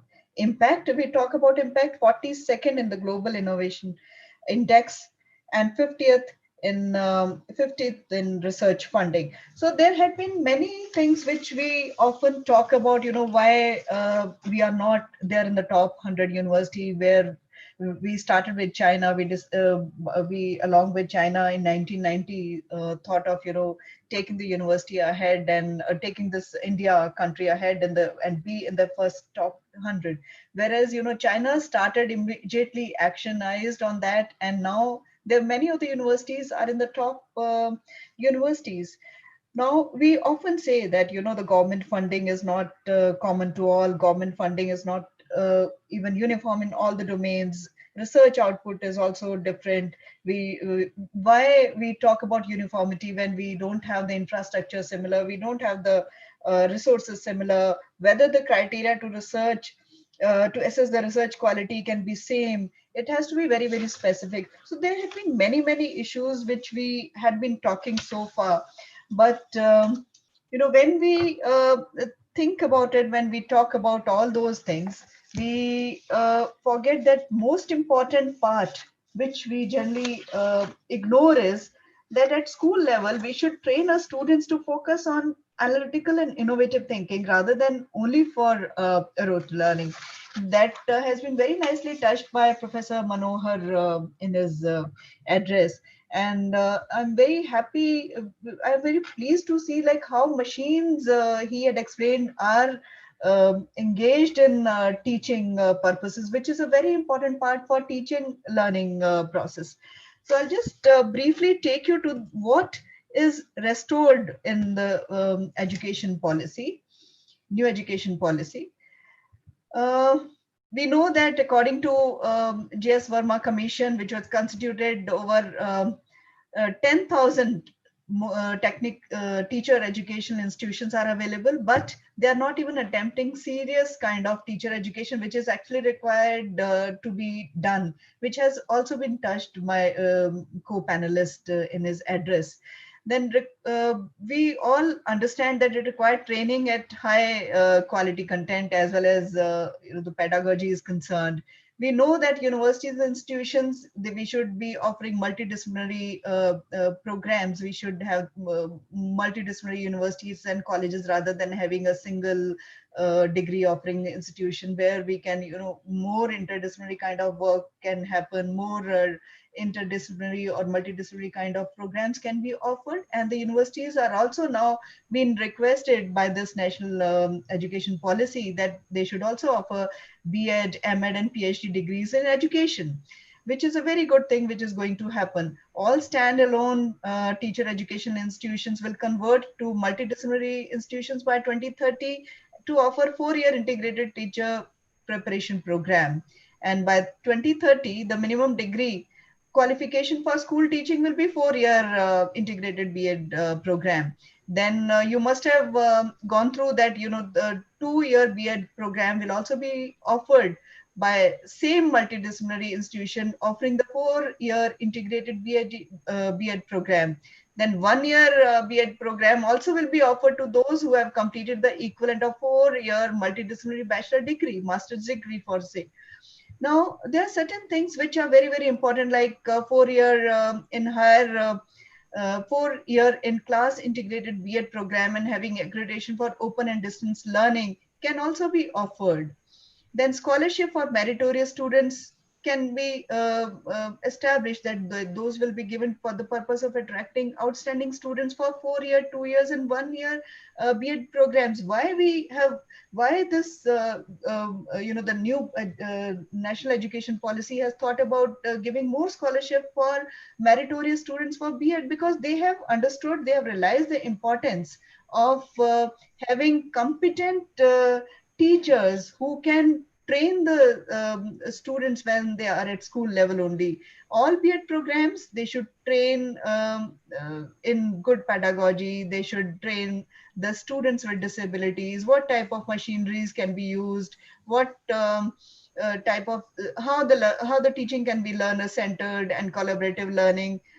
Strong practicum training is required.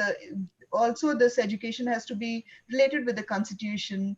Appropriately integrate environmental awareness should be touched upon.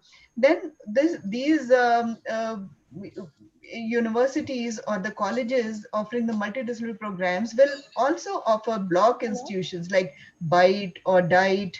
You can just quickly go through that education policy, because now I won't be going into detail of everything because the time is already very, very short. So shorter certificate programs will be offered by these degree colleges. Then also the NCRT, they will study the research, document and compile a varied international pedagogical approaches in at global level. And then they will give their recommendation on these approaches into the pedagogies being practiced in India. So there will be a study which will be made available by NCRT. They'll be going through all the best practices which are globally available, and then those will also be embedded in the Indian education system, which is a very good thing, which is there in this new national policy. By 2021, also this NC FTE will be formulated for NCTE in consultation with NCERT. That will happen. Then action will be taken against substandard standalone teacher educational institutions. Then it will not be a sympathy kind of degree henceforth, because we had seen in the past that PhD degrees sometimes, we used to say that PhD you just simply enroll and then definitely by end of a few years you'll land up getting some degree. So no more sympathy degree will be awarded as far as this national policy, the new policy which has come up.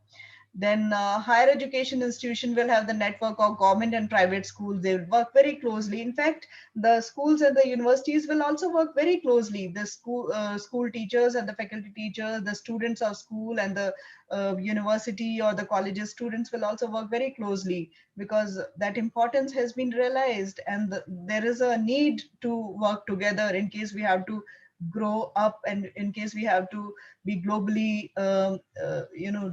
recognizable. Then the faculty profile in Department of Education, that necessarily aim to be diverse, that has been understood.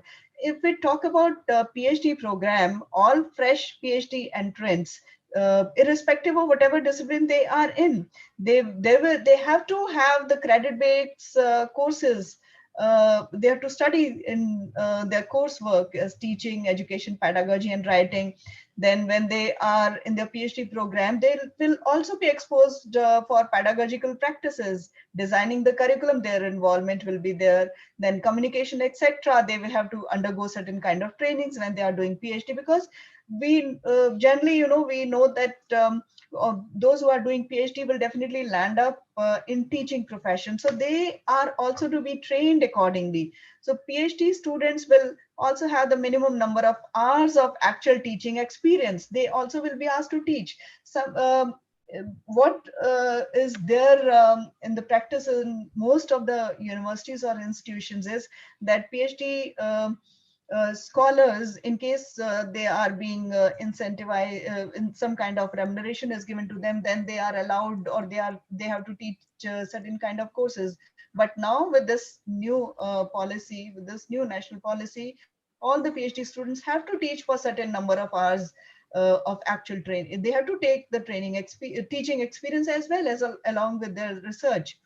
PhD program at university around the country will be reoriented for the purpose of in-service continuous professional development has to be there for college and university teacher. That will continue. Then the use of technology platforms such as SWAYAM, Diksha, even for that matter, AICT has got good set programs for teachers training. ARPIT is there in UGC for teachers training. So that will be administered in the large number of teachers within a short span of time. All the teachers, they have to go, like teachers will be divided into their number of experience. Accordingly, then, when they, the young faculty will be given to more serious kind of training henceforth.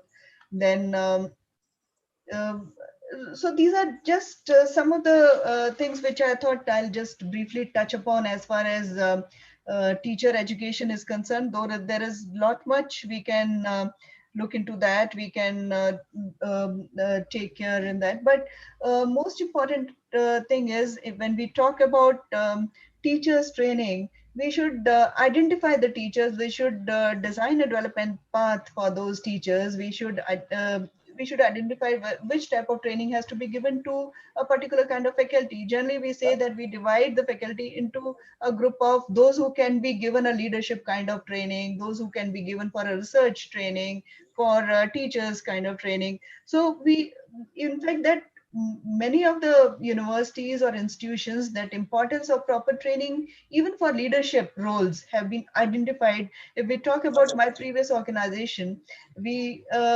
had been providing a kind of smile training and complete 9 months training for leadership role, those who are going to take leadership. And there also, the advanced and advanced leadership role and others. So when I'll just move quickly to effective governance and leadership, effective governance, we say that the new thing has come light by tight, that you have must have heard by now in last 6 days by now. So effective governance and leadership that will enable the creation of culture of excellence and innovation. Salary शनिवार का भी कुछ अगस्त का भी कुछ final नहीं है. Yeah. So the common feature for all world-class institutions globally across India have been their strong self-governance is there. Then that is part of this new policy which has come up. This suitable system for graded accreditation and graded autonomy, and in a phased manner that has to come in next 15 years. Salary का भी chairman sir के पास hold है. Excuse me, do you want to discuss something? Because excuse me, Dr. Nitin Sethi, can you please mute your mic? Dr. Nitin Sethi, please mute your mic. Thank you so much. Hello. So I'll just quickly close it because I don't want to take much of the time now because I understand already much of time has gone into that. I'll just simply talk about Board of Governors, which has also been touched by Professor Raghbir, like why the Board of Governors are important, what role they play. They identify the leaders, how the leaders are to be identified. Then there should not be any gap. They should the leaders, when they are identified, there has to be proper representation in when we as far as the new talk about the new policy, the selection shall be carried out by the Board of Governors. The roadmap for the organization also has to be the involvement of BOG also should be there in deciding the roadmap along with other stakeholders like teachers and faculty, etc.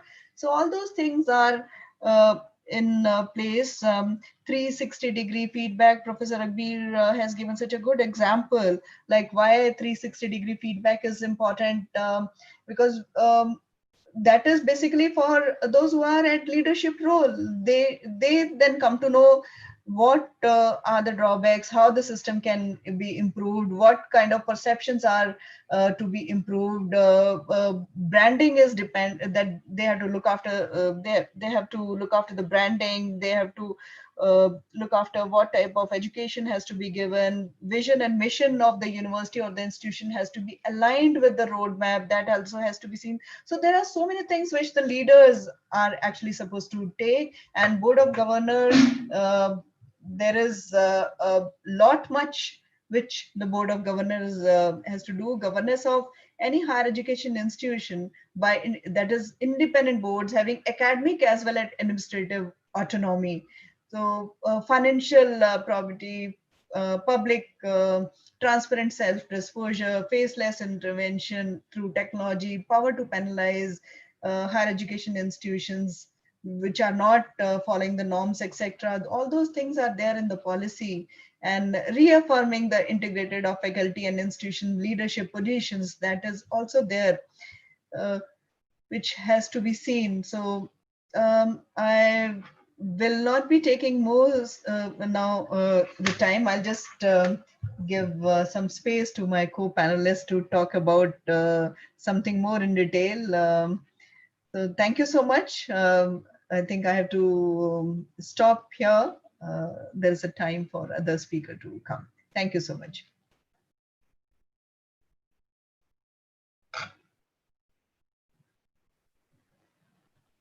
Dr. Sonia, ma'am.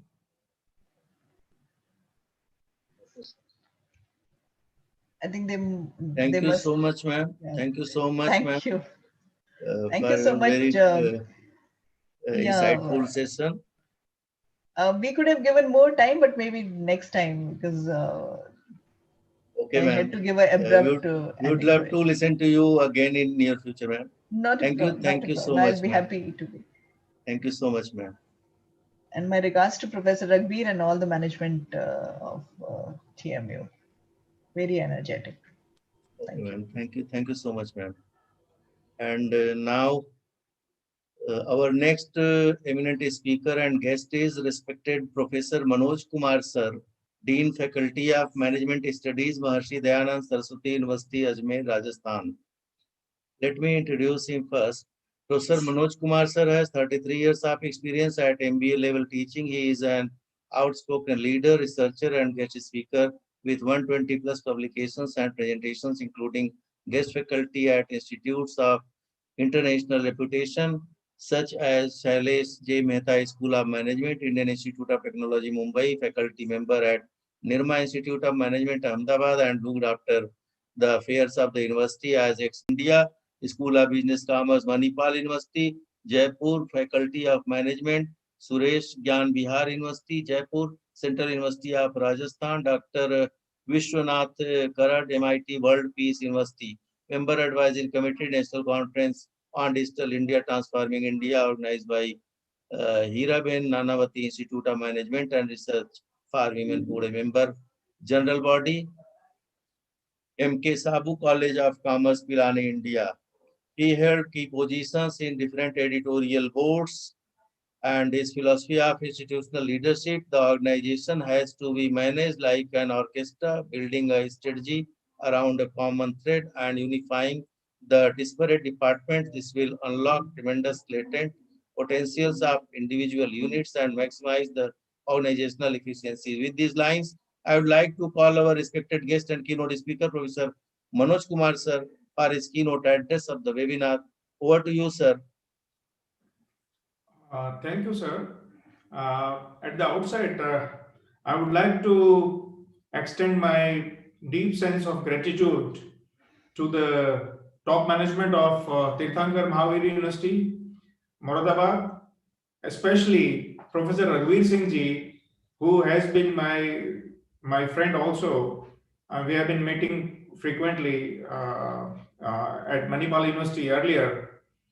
And I think it is a very novel initiative which you people have taken, and probably this is the last day, last show.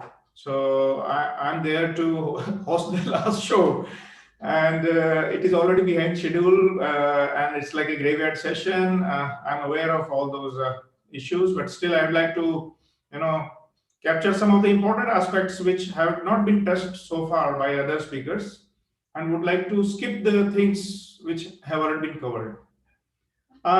First of all, I would like to emphasize that this is just a policy. Policy is statement of intentions or guidelines. Now, to what extent we are able to implement the policy, that is the crux actually. Because otherwise, since our independence, for 73 years have passed, and we have had best of educational policies. But in terms of payoff, I think there has been a lot of sub-optimization, and we have not achieved what we actually intended to achieve through these policies. But still, it's a novel initiative and most welcome as far as the central government is concerned. I would like to briefly take you through the current environment, and all of you are familiar with that. As of now, there is a 24% reduction in GDP. I think that is a very major factor in terms of implementation of the policy, because the tremors of COVID are going to be felt not only in this year but in many subsequent years to come. So, in view of that, how we can muster up resources in order to make the policy fructify, I think that is going to be one major challenge. The second thing is very high unemployment rate in the country right now. About 4 crore people are supposed to be unemployed as on today, and this is rising. And people don't have money. So when people don't have money, people are out of the jobs. So I wonder how they are going to meet expenses related to their life, meeting the expenses related to their kids' education when they are in schools or in colleges. So that is also a major challenge. So that was the backdrop.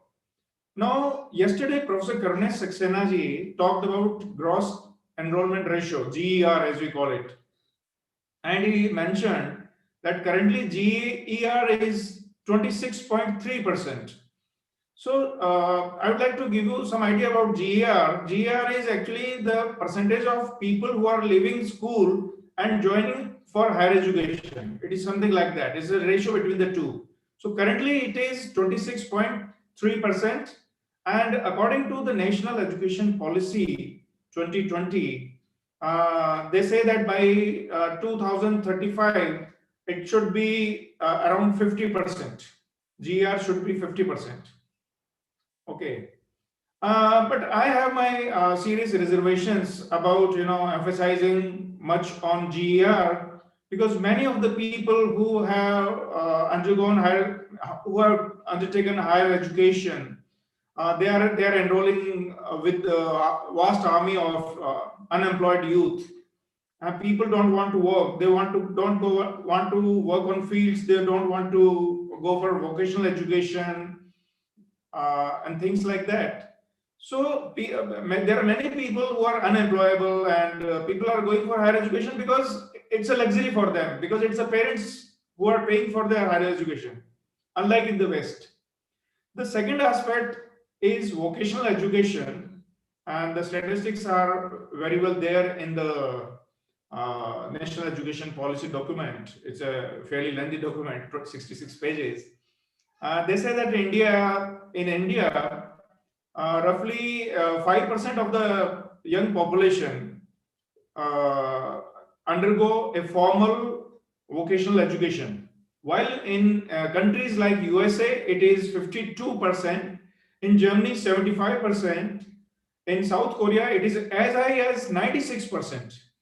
So what I feel is that the major reason why in India people are not going for vocational education the way it should have been, like in other developing countries or even developed countries, the figure I have just quoted, is that we don't have the dignity for labor.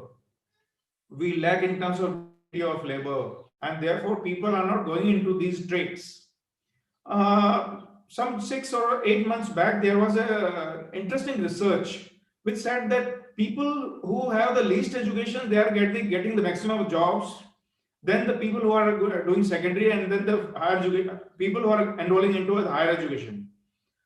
In lower level jobs, for example, delivery boys or courier boys or things like that, there are lots and lots of jobs. And then the trades, technical trades like carpentry or masonry or electrician, in each and every city there is a lack of all these people. So, but people are not going for those areas. They are enrolling themselves for higher education and ultimately land up with unemployed youth. So this is my personal view.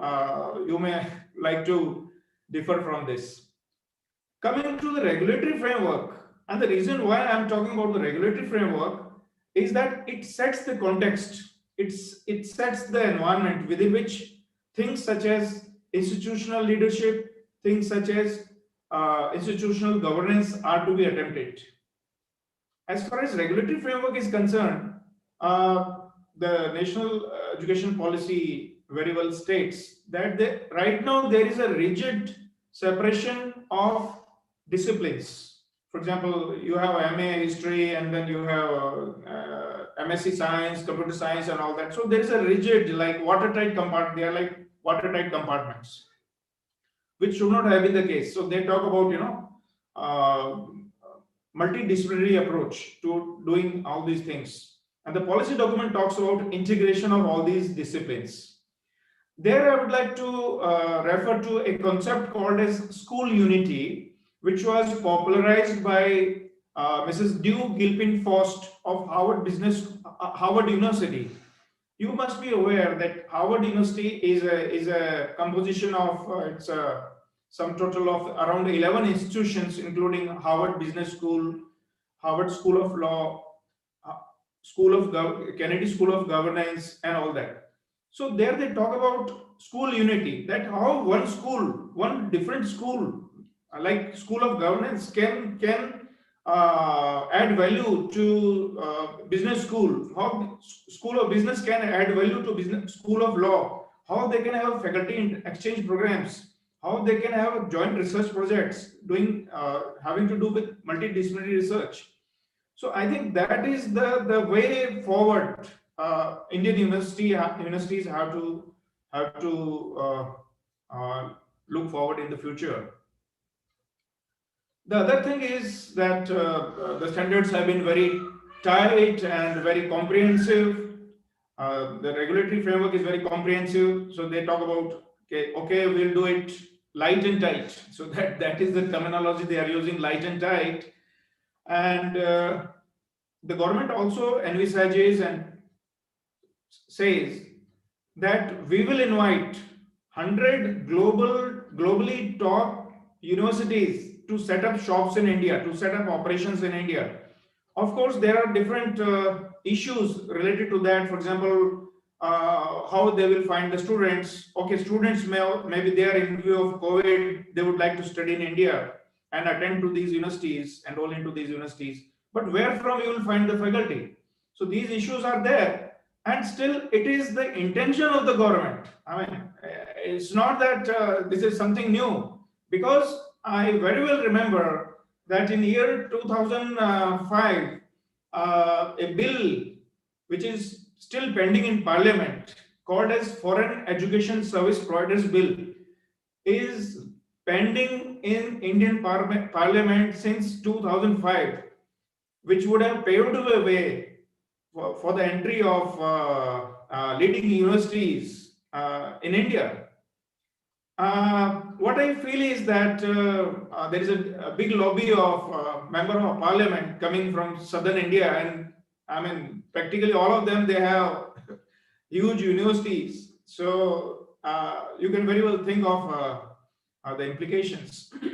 So I wonder if we would be able to allow these 100 globally top universities to set up shop in India and benefit Indian students.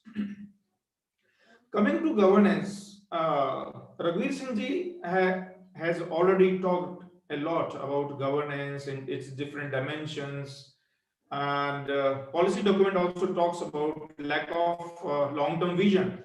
So they say that so far institutions they don't go for building up a long-term vision, and they have asked them to prepare IDP, called as the Institutional Development Plan, a long-term plan, a vision paper for their own university. Then things like mission, core values, and about mission, it is said that if you pick up top Fortune 500 companies, and the mission statement of all these companies is changed overnight, and the CEO would come to the office the next day, he won't realize if there is any change in the mission statement. So we make mission statement of vision in order to impress upon the regulators whenever they visit the institutions for NAC accreditation and things like that. It's inspection committee visits, and we don't believe in it actually. For example, we talk about core values. Core values like sincerity, integrity, academic integrity. I mean, these need to be emphasized, and not only emphasized, not only to be put on a banner in an institution, entry point or something, but all the students, all the faculty members should breathe through those values. This is what I feel. Otherwise, these are all lofty targets. They won't achieve anything. Another issue with governance is that the stakeholders have been neglected. Parents, the companies which are going to recruit your students, who are going to train your students, their needs have been neglected. There is very less of industry-institute interaction. Lack of professionalism, as Raghuveer Singh ji has talked about, and he has already dealt with it. For example, in Indian industry, they say that about 65% of Indian industry, it is family owned, family controlled, and family managed. Of course, there is a trend towards more professionalization, paving the way for entry of our students like MBA students and all that. But as far as the private educational institutions are concerned, I think there is a long way to go in terms of professionalization of the board or the higher management, chairman, vice chairman, all that. So far, they are all manned by family members, daughter-in-law is the vice chairman, and son is a chairman, and the grandfather is the chancellor, things like that. So until unless we have real professionalism by inducting independent intellectuals into the board or the higher management, things are not going to improve. Why I talked about competition, why I am talking about competition from top 100 universities and other universities which may enter into India, is that this is what is going to put pressure on the private Indian universities and colleges to mend the ways and allow for more professionals to manage the affairs.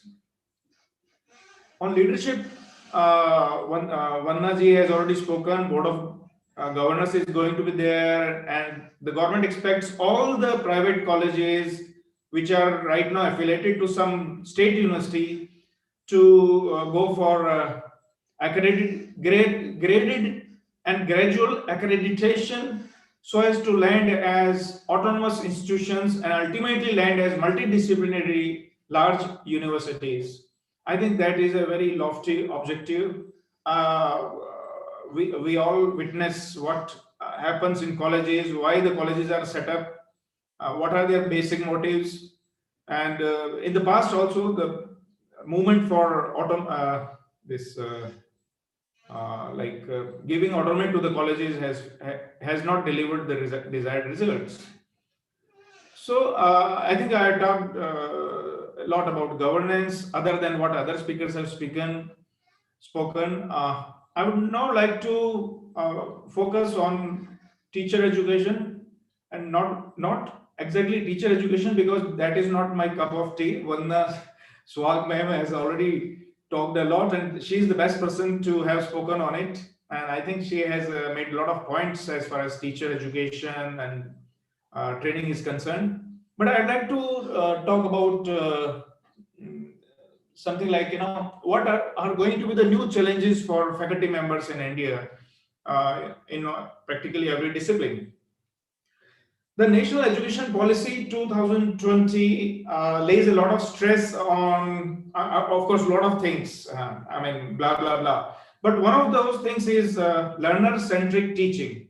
Learner-centric teaching.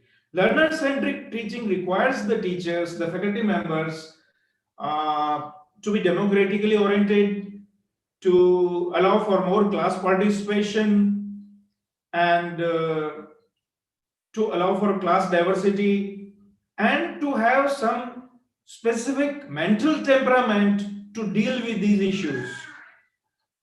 So far, we have had the method called as the, teacher comes and he teaches and students have to listen, called as the saint on the stage method. Now, saint on the stage method is not going to work anymore, because there you cannot involve the students meaningfully, interestingly into the deliberations. I happened to visit Harvard Business School on October 25, 2004, and I attended a class. Their class lasts about 80 minutes, and you'll be surprised to know that they have a class strength of 90 students. I just wonder why IICT stresses intake of 60 students, while at Harvard Business School they have intake of 90 students. So it was a case class, as you know, in business management, especially at Harvard Business School. Majority of their classes take place through case method, and it was a finance class. Case was discussed by the professor, and I would like to tell you something special about that class, because that is my first-hand experience. That the professor was not imposing any of his ideas on the students. In fact, he was inviting the ideas from the students, each and every student, very freely, and whatever the students used to say about a thing, he used to write down on the blackboard. And then he used to subject that particular point raised by a student to the class. Okay, what you have to say about it? Do you agree to this or you don't agree to this? What are your views about it? what are your impressions? What should come next? Things like that. And there was no question of ridiculing any student or criticizing any student for the reason that he or she might have raised a point that may be contradictory to what professor thinks, or it may be contradictory to what the majority of the class thinks, or it may be a novel idea, it may be a very original idea, it may be a bold idea, but I mean, they were very open to accepting the things, accepting the ideas, and then subjecting those ideas to a lot of discussions and deliberations. So that is the thing I saw. I said, this is what is called as learner-centric teaching or learning-centric learning. And I think we had to go a long way in order to see that happens in India, in the majority of the programs in India. In fact, when I went there, I attended classes at Wright State University also, Dayton, Ohio, University of Dayton, Ohio, San Francisco State University, San Francisco, University of Tulsa, Alliant International University, California, University of Tulsa, things like that. So because I wanted to learn that how they teach in the United States of America and how their method of teaching is different from ours. So I think it was a great experience for me. Another thing I'd like to tell you about Harvard Business School, the class that I observed on October 25, 2004, is that they had a very elaborate infrastructure. They had 3 blackboards, and on each one of these 3 blackboards there was another blackboard which could come with mere press of a button, and above each of these sets of blackboards there was a white screen. So there was in all 6 blackboards and 3 white screens where you can have video projection. But the most important thing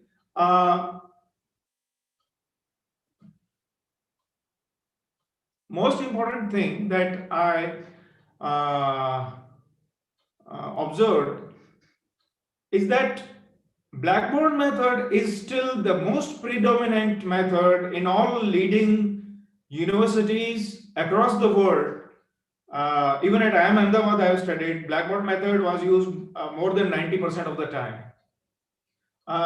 So our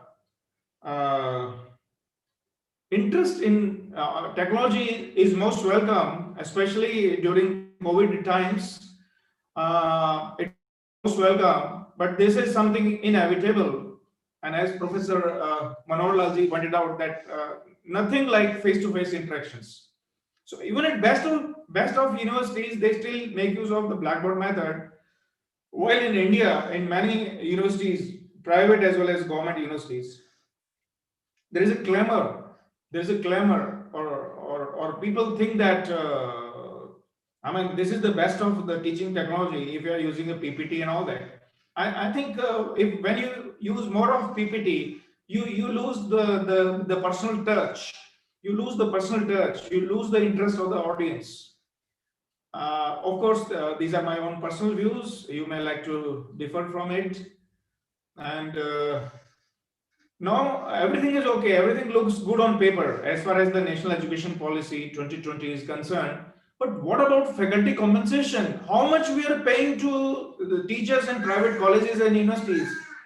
As per my experience, as per my interaction with the different faculty members in various private B schools and universities in India, they are getting something like 30%, 40%, or at best 50% of what an entry-level assistant professor would get in a university in India, public university in India.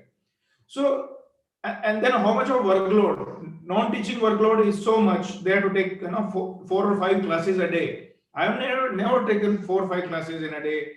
I have taken maximum 2 classes a day, even while I was with a private business school in Bikaner, long back in 1986 when I started my career. So I don't know what we are going to do with the teachers. We pay them very less. We have multiple teaching hours for them for a day, 4-5 hours a day, and then burden them with heaps and bounds of non-teaching work. I don't know where the research will come. I would be happy if they are able to teach properly. So these are the actual issues. And then the private universities don't sponsor the candidates, don't sponsor the faculty members to attend faculty development programs, short-term or medium-term faculty development programs, because they say this is the luxury you can't afford. So they think it is a luxury as far as the faculty members are concerned, and they are supposed to teach, they are supposed to do the non-teaching work. I've taken a lot of your time in discussing some of the issues threadbare. Of course, the socio-economic conditions, the cultural aspects are also very important, as pointed out by Professor Raghuveer Singh ji. I listened to all these speeches very carefully and attentively, and these are all very erudite people. Raghuveer Singh ji, Manohar Lal ji, Mrs. Vanna Suhar, Professor Vanna Suhar. I have benefited immensely from these discussions, and since we are already over time, we are going beyond time, so I'd like to say thank you, and if you have any queries, you are most welcome.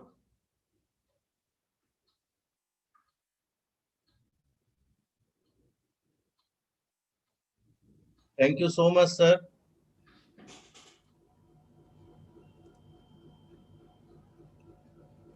Now, from organizing committee side, we have one question: how can we formulate or modify education objectives of our country to meet the needs of a plural, multicultural, global society? Plural, multicultural, and global society. Global society. This can be done by way of class diversity, because in the West also class diversity is very important. You should try to induct students from all the states, all the backgrounds, all the communities, even from the far-flung areas, and not only from within India, from outside the country.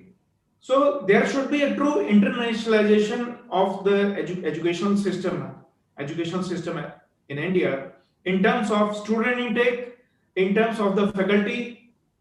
There should be exchange of faculty with the international universities, exchange of students, exchange programs should be there, and things like that. I think that is what is going to work.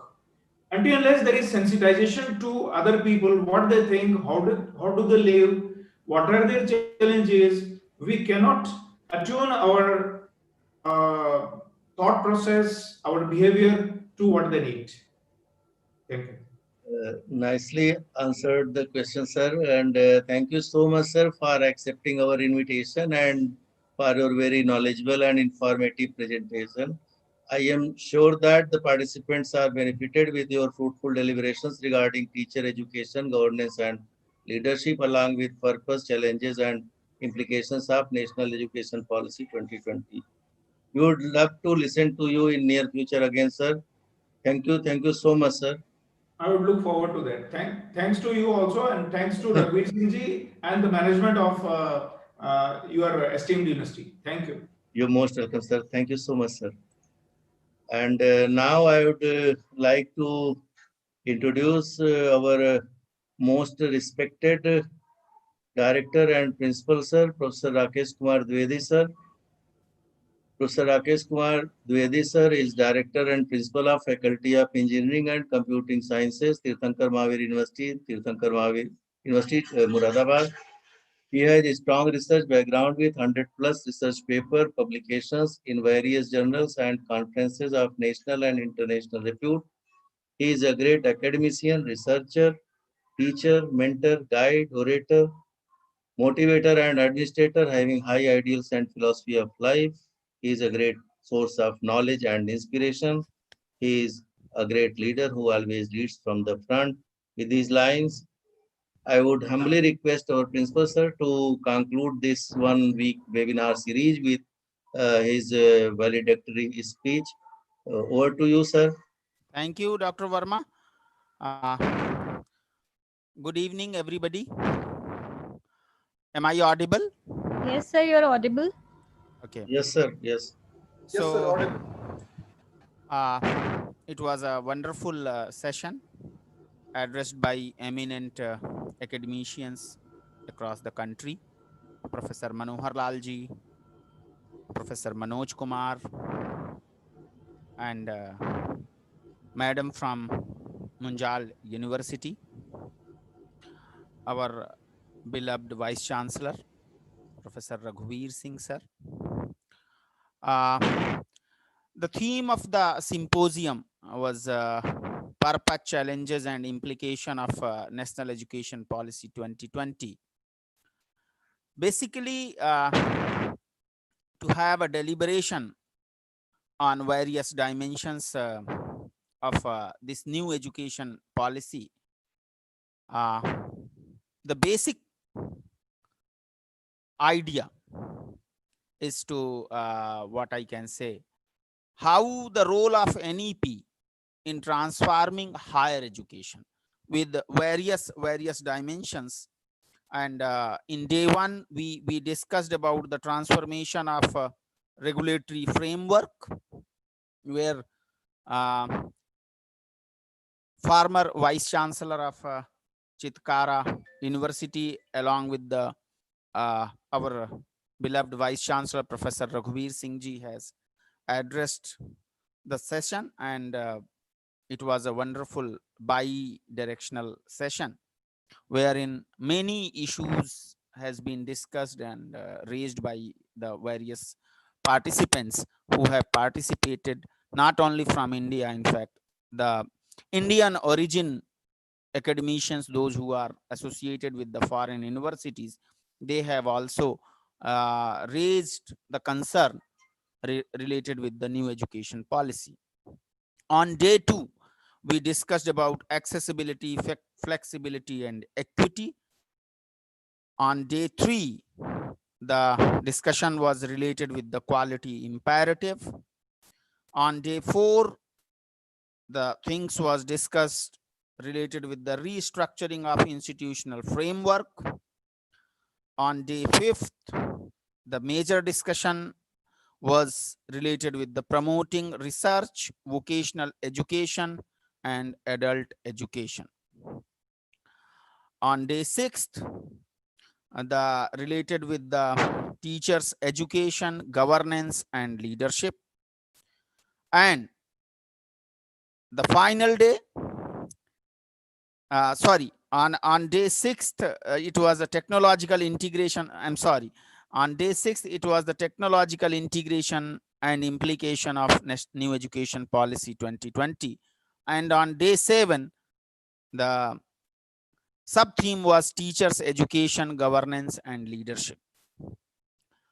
So, in fact, it has been tried to deliberate all the dimensions related with the new education policy, because this new education policy is recently rolled out, and it has been talked among us educationists, academicians, various what I can say, thinkers, think tanks, students, parents, and other stakeholders. There have been many webinars and virtual conferences and conclaves are going on. In fact, MHRD, now the Ministry of Education, and other educational institutions are also discussing. I mean, what I can say, small to big platforms are discussing the efficacy and implementation, as well as to spread awareness among us stakeholders. Uh, Perhaps because you all are academicians, you have participated from various parts of the country. I hope a few days earlier, that was our day one, I think, or day two. MHRD has also organized that role of new education policy, one webinar wherein Honorable President and Honorable Prime Minister of India has addressed, and they are also trying to create the dynamics with this respect. Honorable President Kovind has said that the national education policy has been an extensive exercise and a long process of gathering numerous suggestions, and is in line with the current aspirations and future needs of the nation. So what I can say, this is the young India, and young India has to lead, and we can only lead once India become a knowledge hub. And although there are some financial related concern, now the things are coming out. Earlier there was uh, what I can say, no information how much we are investing onto the research, how much other countries are investing onto the research, what are the parameters wherein we have to improve. So now this has been thought of that, let us do little revamp from the scratch, from the school education up to higher education, and establish a coordination amongst all statutory councils, all statutory bodies, because uh, there are many hurdle and hiccups, and because of these hurdle and hiccups, somehow somewhere India has lost the merit.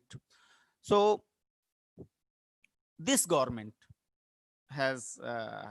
is aiming, this government is aiming basically to have that, to form that national research foundation would be established to inspire the quality educational research, and National Education Technology Forum, NETF, which will establish and that will operate, what I can say, as a platform for the use of technology to enhance learning, as Dr. Manoj has nicely narrated that this is the time to learn, unlearn, and relearn.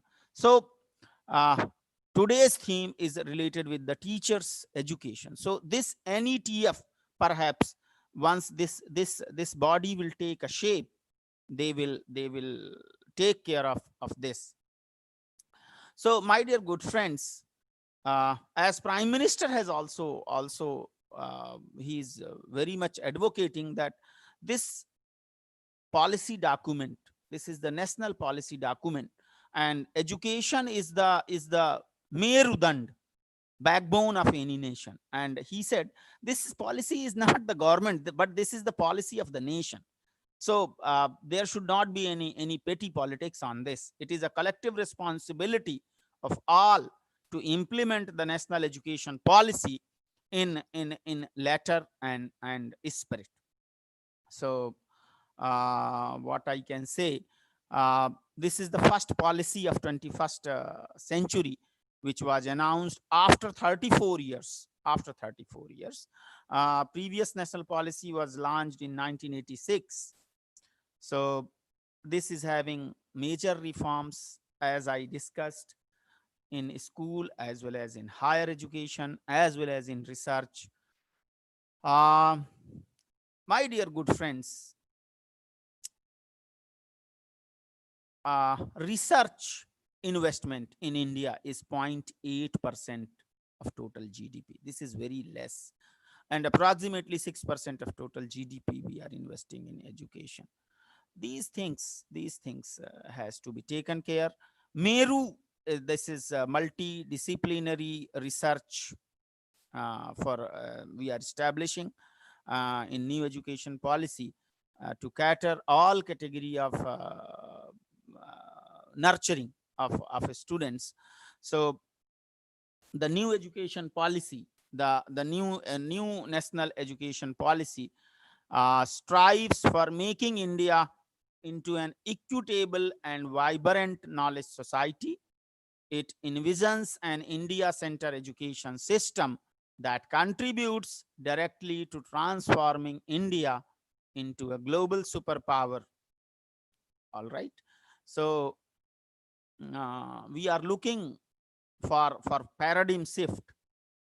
As of now, um, India, in fact, especially if I talk about the northern India, where these states like Madhya Pradesh, Rajasthan, Bihar, Uttar Pradesh, the state universities and other universities, they are having a very less component of research. By this paradigm shift in the country, I hope that the entire education system is enabling and uh, what I can say, reinvigorated, and there should be a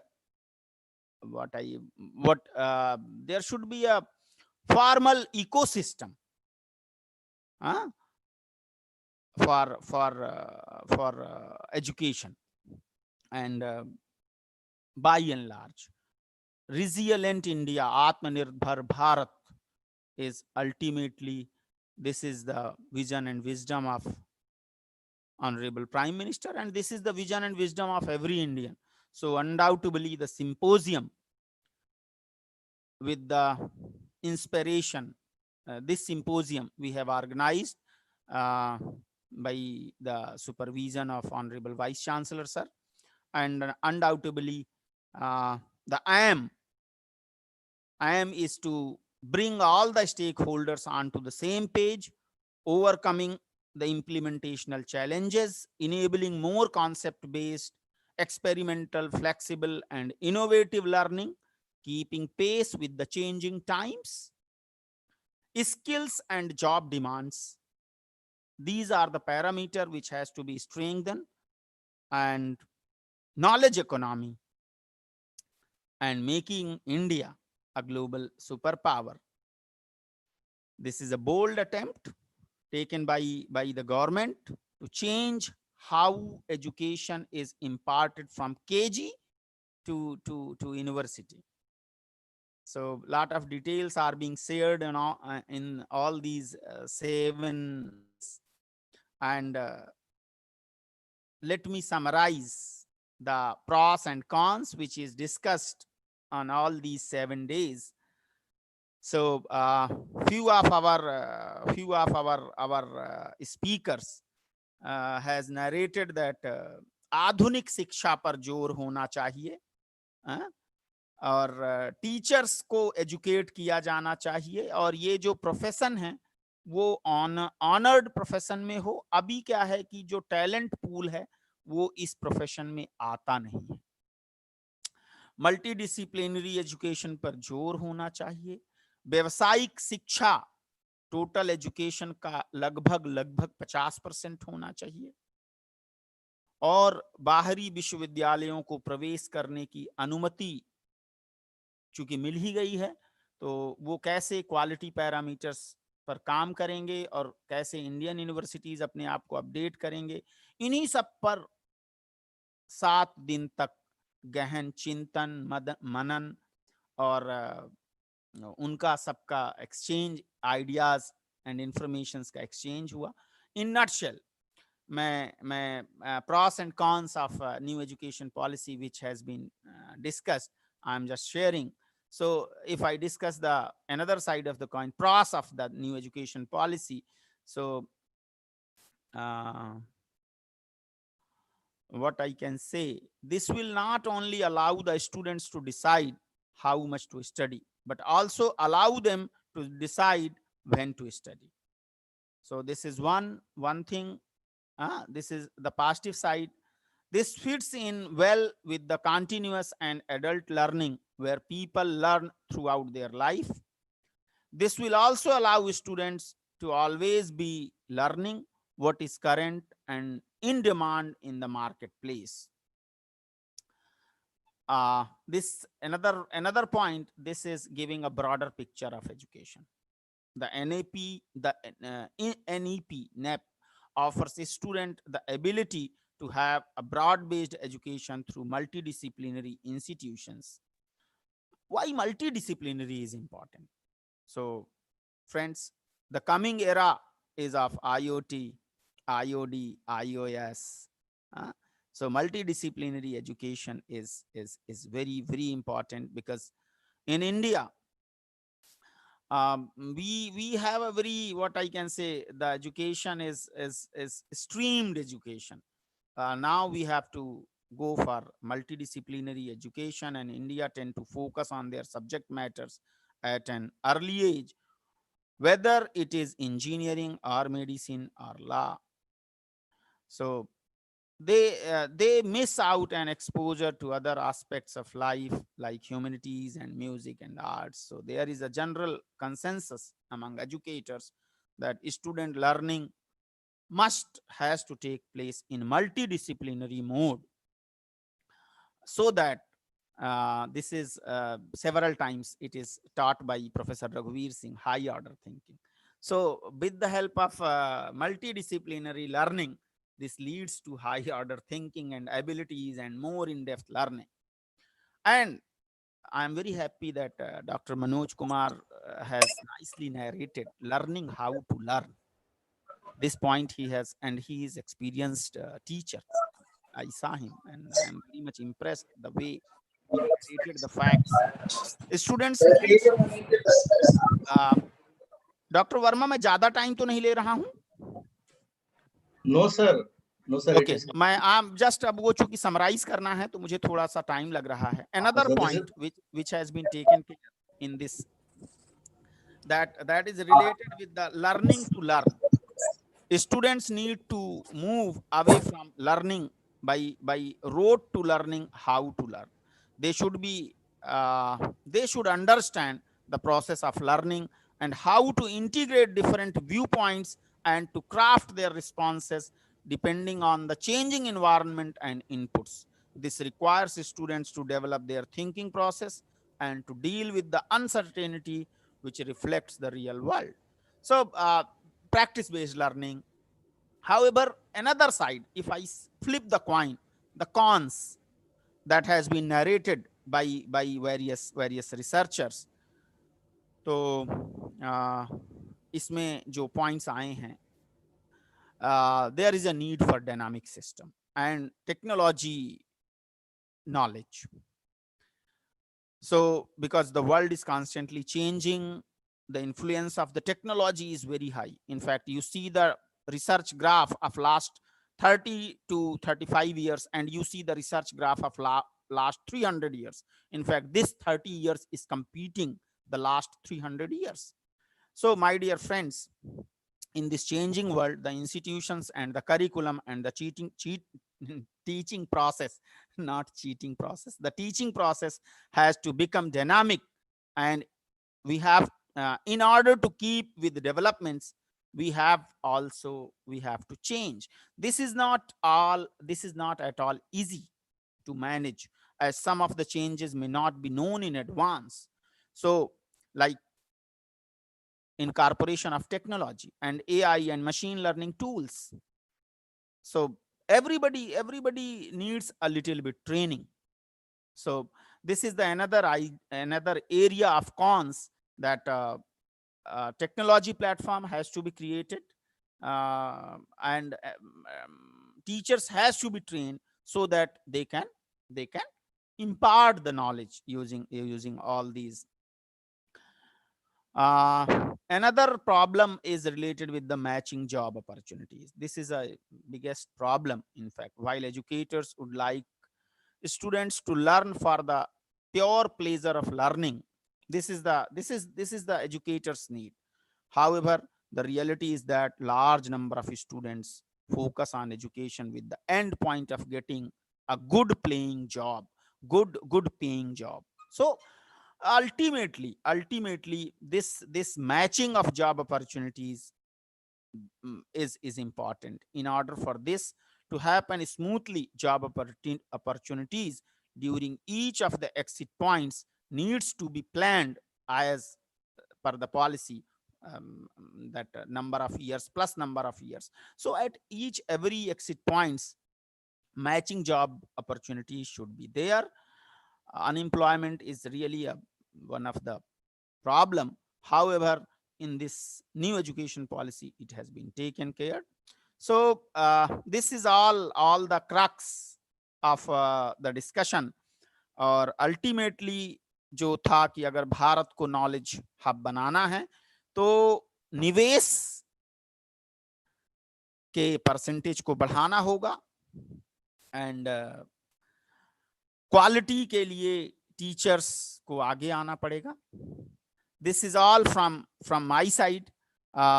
Thank you, thanks everybody, and my sincere gratitude to all eminent speakers and participants and honorable Vice Chancellor, organizing team. Thank you very much. Thank you so much, sir, for your knowledgeable, inspirational, and motivational address. Really, it was a wonderful, valedictory speech, which was full of very fruitful information regarding various aspects of National Education Policy 2020. It is always a pleasure in listening to the great academician and leader like you, sir. Thank you so much, sir. Thank you. Thanks a lot, please.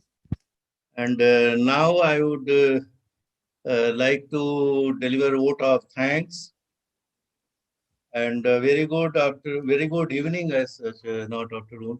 Very good evening to you all present here. I, Dr. Sandeep Verma, Associate Professor, Faculty of Engineering and Computing Sciences, Teerthanker Mahaveer University, Moradabad, feel honored and privileged to get this opportunity to deliver the vote of thanks on the occasion of closing and valedictory session of the 7th and final day of 1 week long National Symposium webinar series on purpose, challenges, and implications of National Education Policy 2020. Having its subtopic for today, teacher education, governance, and leadership.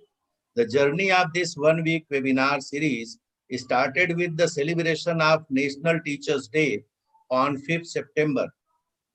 During this webinar series, the talks and deliberations of a number of eminent speakers, academicians, educationists, and industry experts across India were held on various subtopics like transformation of regulatory framework and internationalization of higher education, accessibility, flexibility, and equity, promoting research, vocational education, and adult education, restructuring of institutional framework, quality imperative, technological and industry 4.0 integration and implementation of National Education Policy 2020, and teacher education, governance, and leadership. I, on behalf of Faculty of Engineering and Computing Sciences, Teerthanker Mahaveer University, and organizing committee of the webinar series, would like to extend my heartiest thanks to our chief patrons, Sri Suresh Jainji, Honorable Chancellor Teerthanker Mahaveer University, and Sri Manish Jainji, Honorable Group Vice Chairman, Teerthanker Mahaveer University, Moradabad, for their blessings and all required support for organizing this 1 week long symposium. I would like to express my sincerest regards and deepest sense of gratitude to our patron, Professor Raghveer Singh Sir, Honorable Vice Chancellor, Teerthanker Mahaveer University, Moradabad, for his benign and graceful presence on all 7 days of this webinar series, and for sharing his vast knowledge and experience with us. I am very much thankful for his unconditional continuous support and guidance in organizing this grand 1 week webinar series. I extend my heartiest thanks to him for his very enlightened, fruitful, and motivational deliberations during his sessions on the various aspects of purpose, challenges, and implications of National Education Policy 2020. I express my sincerest and heartiest thanks to our patron, convener, eminent speaker, and moderator of the 1 week webinar series, Professor Rakesh Kumar Dwivedi sir, Director and Principal, Faculty of Engineering and Computing Sciences, Teerthanker Mahaveer University, Moradabad, for playing an exemplary and instrumental role in organizing such a grand 1 week webinar series. I extend my heartiest thanks to him for his fruitful and informative deliberations during his talks on various topics of National Education Policy 2020. I am also thankful for his continuous and valuable support guidance, and motivation in organizing this 1 week long webinar series, under whose benefaction this event could see the light of the day.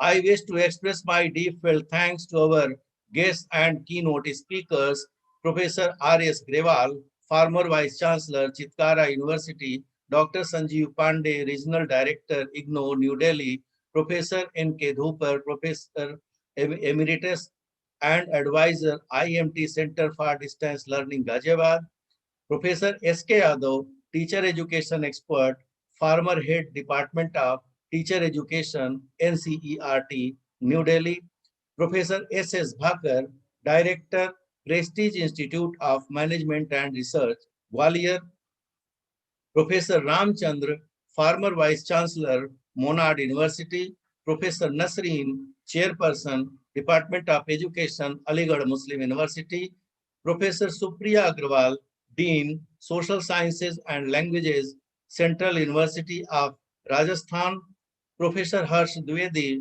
Director, Poddar Institute of Management, University of Rajasthan, Professor Vinod Kumar Jain, Dean, Faculty of Engineering and Dean, Academics, Modi University, Lakshmangarh, Dr. Ramesh R. Lakhe, Director, Shreyas Quality Management System, Nagpur, QCI, Government of India, approved senior consultant, Professor Karunesh Saxena, former Director, FMS, MLS, University, Udaipur, Professor Shakti Kumar, Director, PIET, Panipat, former Vice Chancellor, Baddi University, Professor Manohar Lal, former Professor and Director, SOCIS, IGNOU, New Delhi, Professor Dr. Manoj Kumar, Dean Faculty of Management Studies, Maharshi Dayanand Saraswati University, Ajmer, Rajasthan, and Professor Dr. Vandana Suhag, Dean Education Quality, Munjal University, Haryana, for accepting our invitation and sparing their valuable time to grace the occasion with their congenial presence. I again thank them all for their knowledgeable, fruitful, informative, encouraging, and inspiring deliberations during this 1 week long webinar series.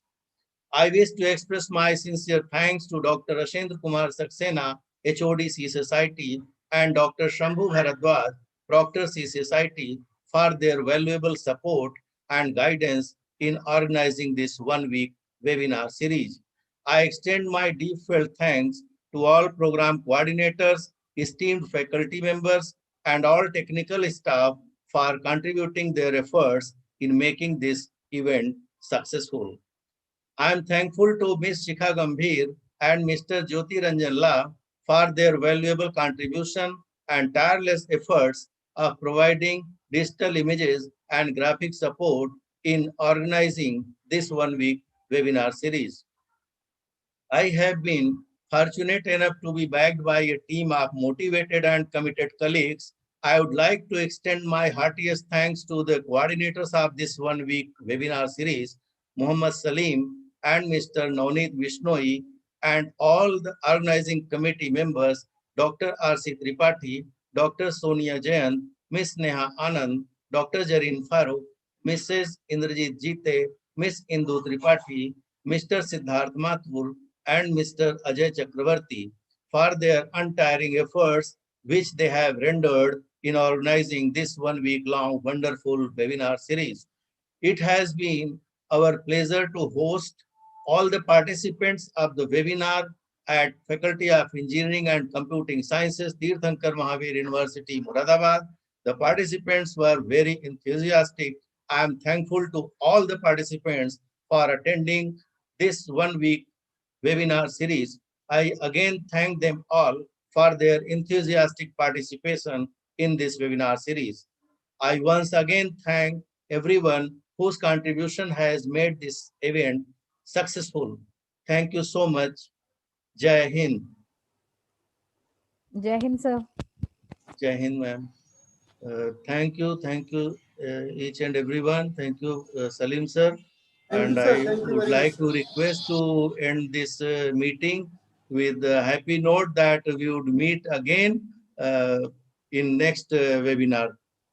Thank you all. Thank you. Okay, congratulations everybody. Congratulations Salim ji. Thank you, Thank sir. you, Thank sir. you very Thank you, much. sir. Okay.